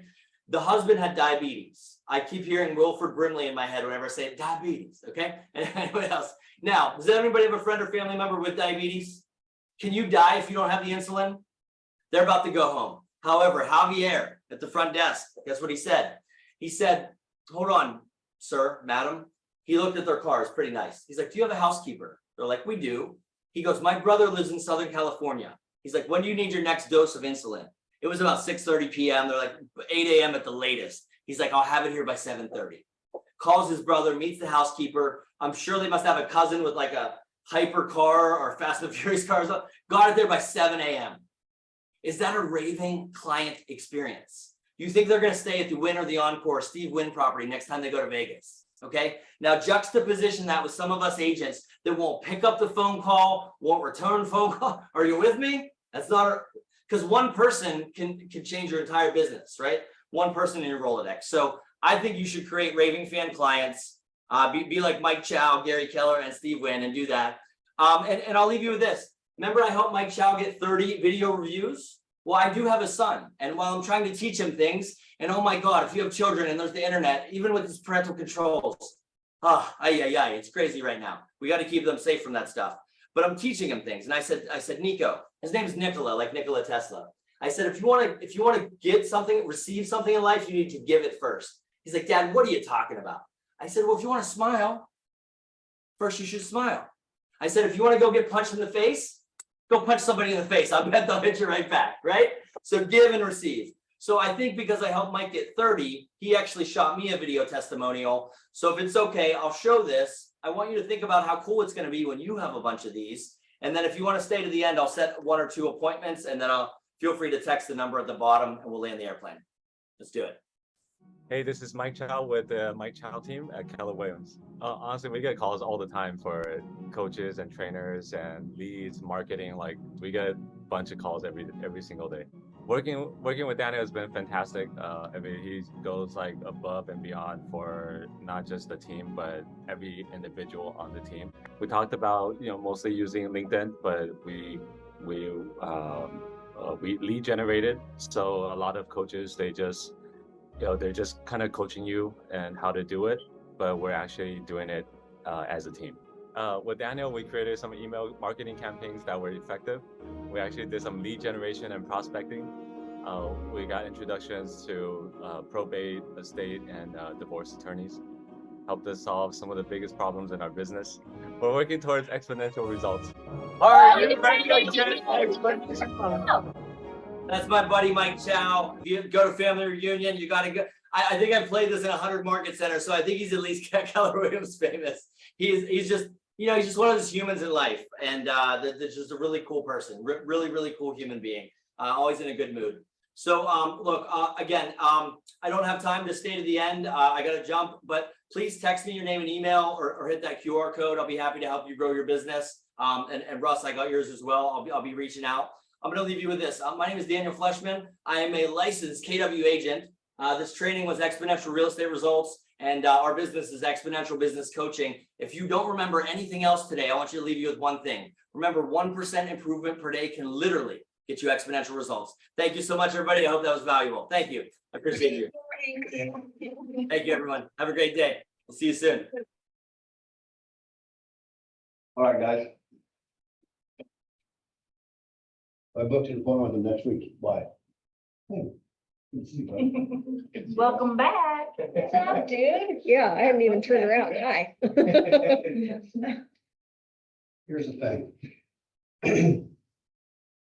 Anytime somebody talks to you and it's uncomfortable, pay attention. We like people that are like ourselves. That's a natural human condition. When you're trying to break free from your current level of whatever, whether it's spiritual, emotional, physical, business mindset, when you're trying to break free from that, you've lived your whole life to that point. So you've developed these habits.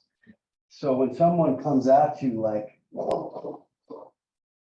that, it's uncomfortable sometimes, right? Did you guys feel uncomfortable a little bit?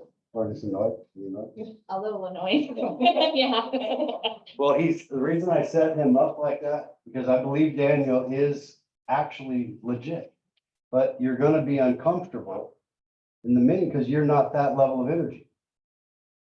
You have to give people an openness in your heart that says, I don't care if I'm like that.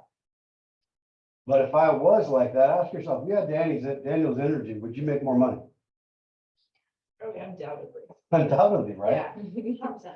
And so then you add skill set and repetition, which Daniel has done. So anytime somebody hits you and it feels uncomfortable, it's because you're probably in a comfort zone. That's why I set a meeting with you, because I love that energy.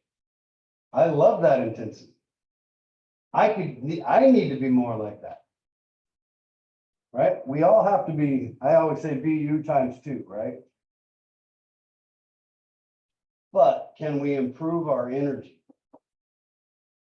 What comes more natural to human beings? Negative energy or positive energy? Negative. Right? Negative energy is so easy to find. But Daniel's bringing positive energy. His genuine attention to what he's doing to try to help you. He has no guarantees for today. He didn't come here to say, I'm gonna sign, I have to sign up 10 people or I don't spend my hour. His time's valuable. Your time's valuable. The question is, do you think your time's valuable? And it doesn't matter what your time has been worth, right? Because what happened yesterday and all of the days up until today is not as relevant, right, as what happens tomorrow, if you're going to try to break free into a new zone. So that's the cool thing, right? Like when you feel weird, when you feel uncomfortable, when you feel embarrassed, when you feel shocked, when you feel anything besides what is normal, you're on the right track.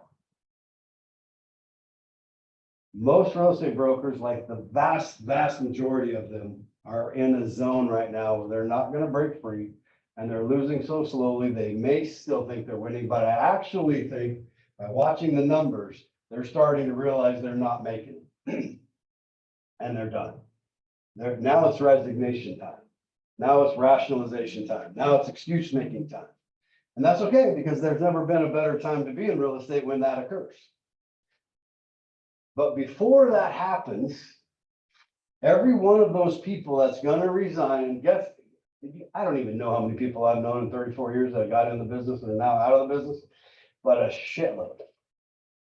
I mean, even my team that was super successful up until the recession when I sold the company, they were all making over 250 grand a year. That was the lowest amount. Only 2 of them are still in the business. Some they aged up, some they just decided to get out. It's too much. They moved away or whatever. A lot of things happen. But in these moments where we're defining, those defining moments, there's an old cliche that says that's where you define the moment or the moment defines you. Every so often in my career, when I look back at the 34 years, which started in 1989, I can say 91, I can say 95, I can say 2002, and I can say 2008, and I can say now. Off the top of my head, like these were defining years of that past, like, wow.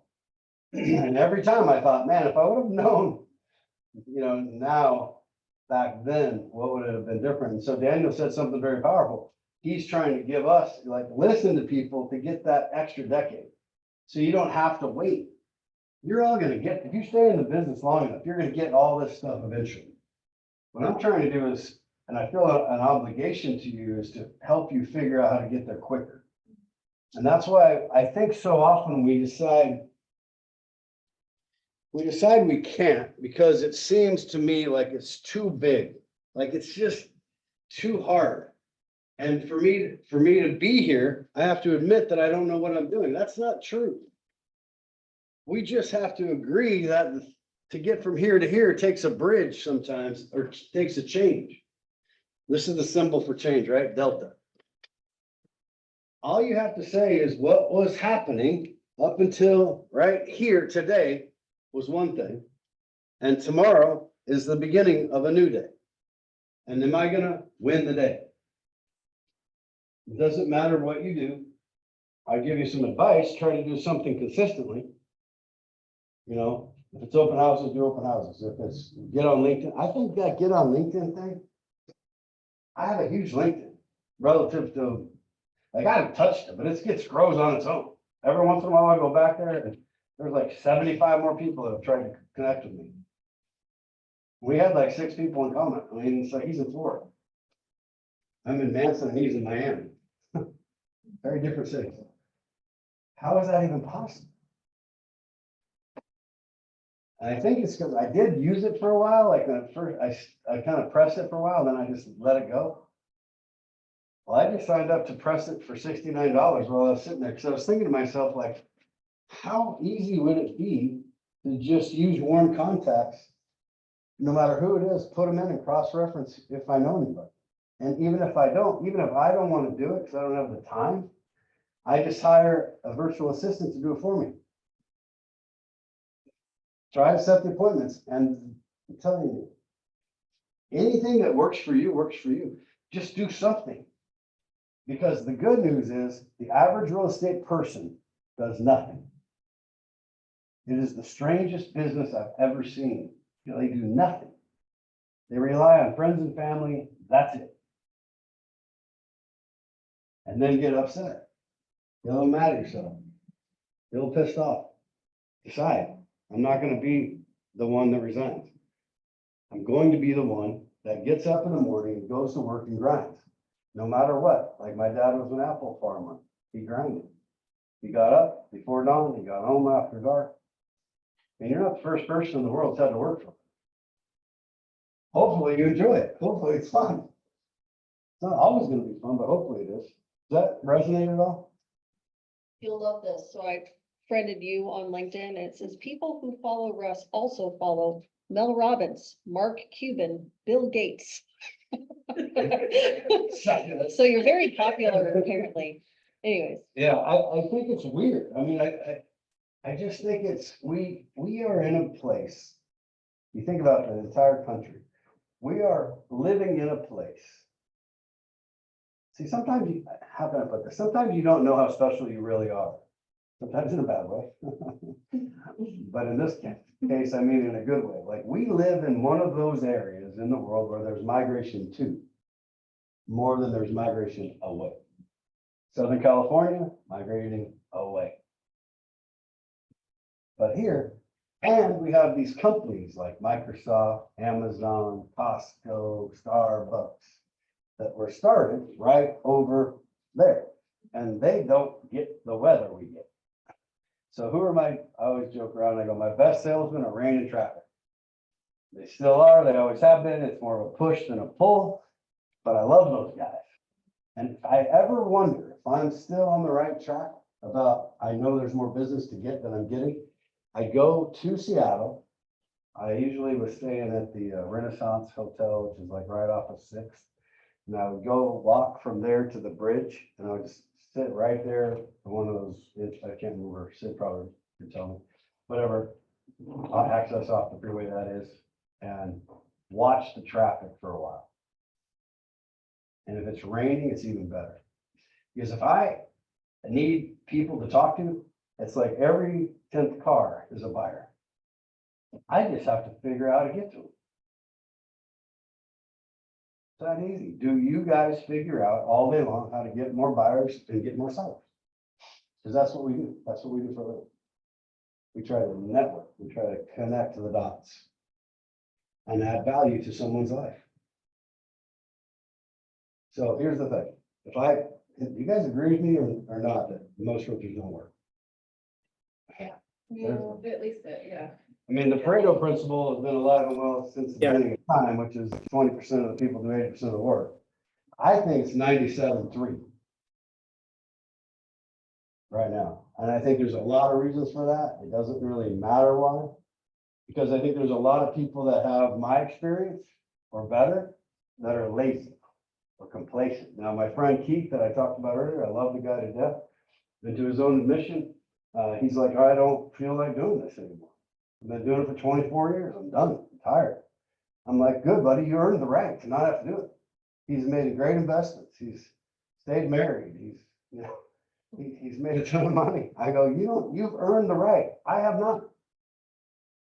I took massive gambles and lost. My career started over twice.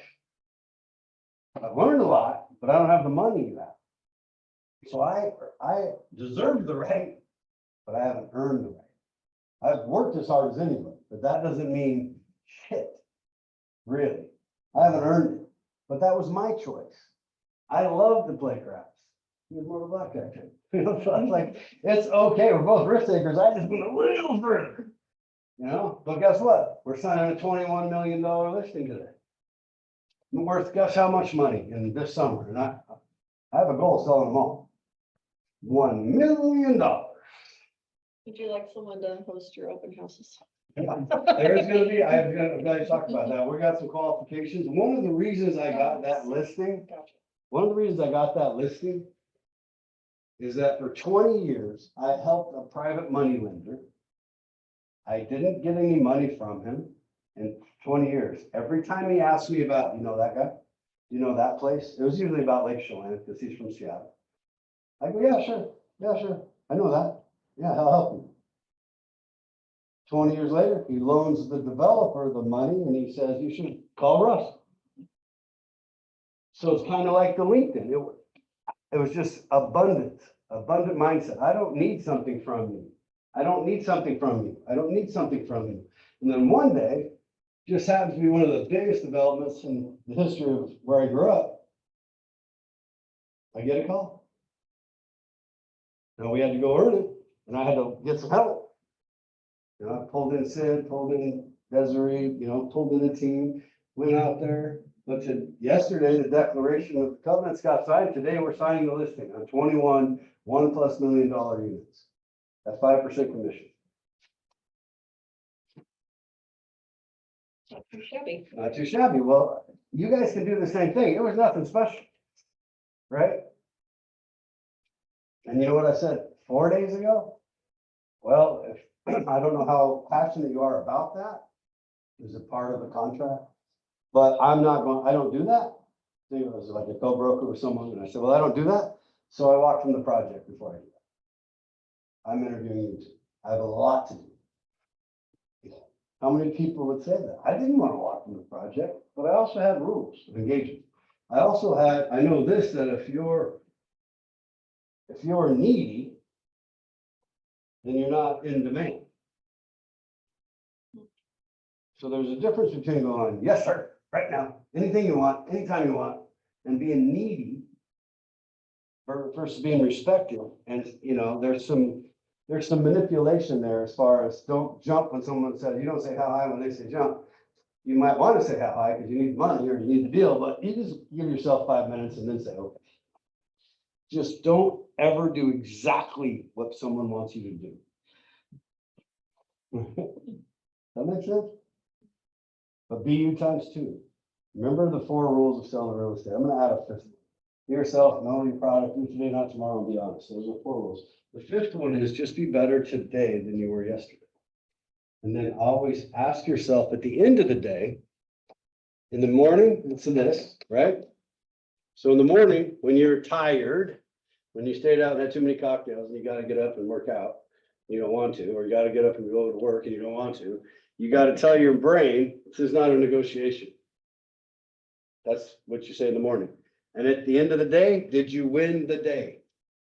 And get a calendar and ask yourself how you did. Did you do that? Because the next step is you have to get up. Because if you wait too long, your brain will win the argument. But if you just say, no, you're not in charge, and you get up, there's nothing you can do about it. And then at the end, did you win the day? And then mark X if you didn't, or a circle if you did, however you want to do it. And then look back and start feeling good about what you're doing. See, the problem is when we do good and we don't track it, all we remember is the bad. But if you track like you're making progress, you're going to make progress because it's incremental stabilization and global optimization. You're just kind of getting a little better. What he said was a bunch of stuff you can do on your own, or you can call them. Either way, it doesn't matter, but it's an idea. Okay, that's all I got. Thanks, man. Oh, it's starting to slow down. Crazy energy. But so does I got energy. Made you guys all worried, right? Goodbye, everybody. Thanks, Russ. Bye. Bye.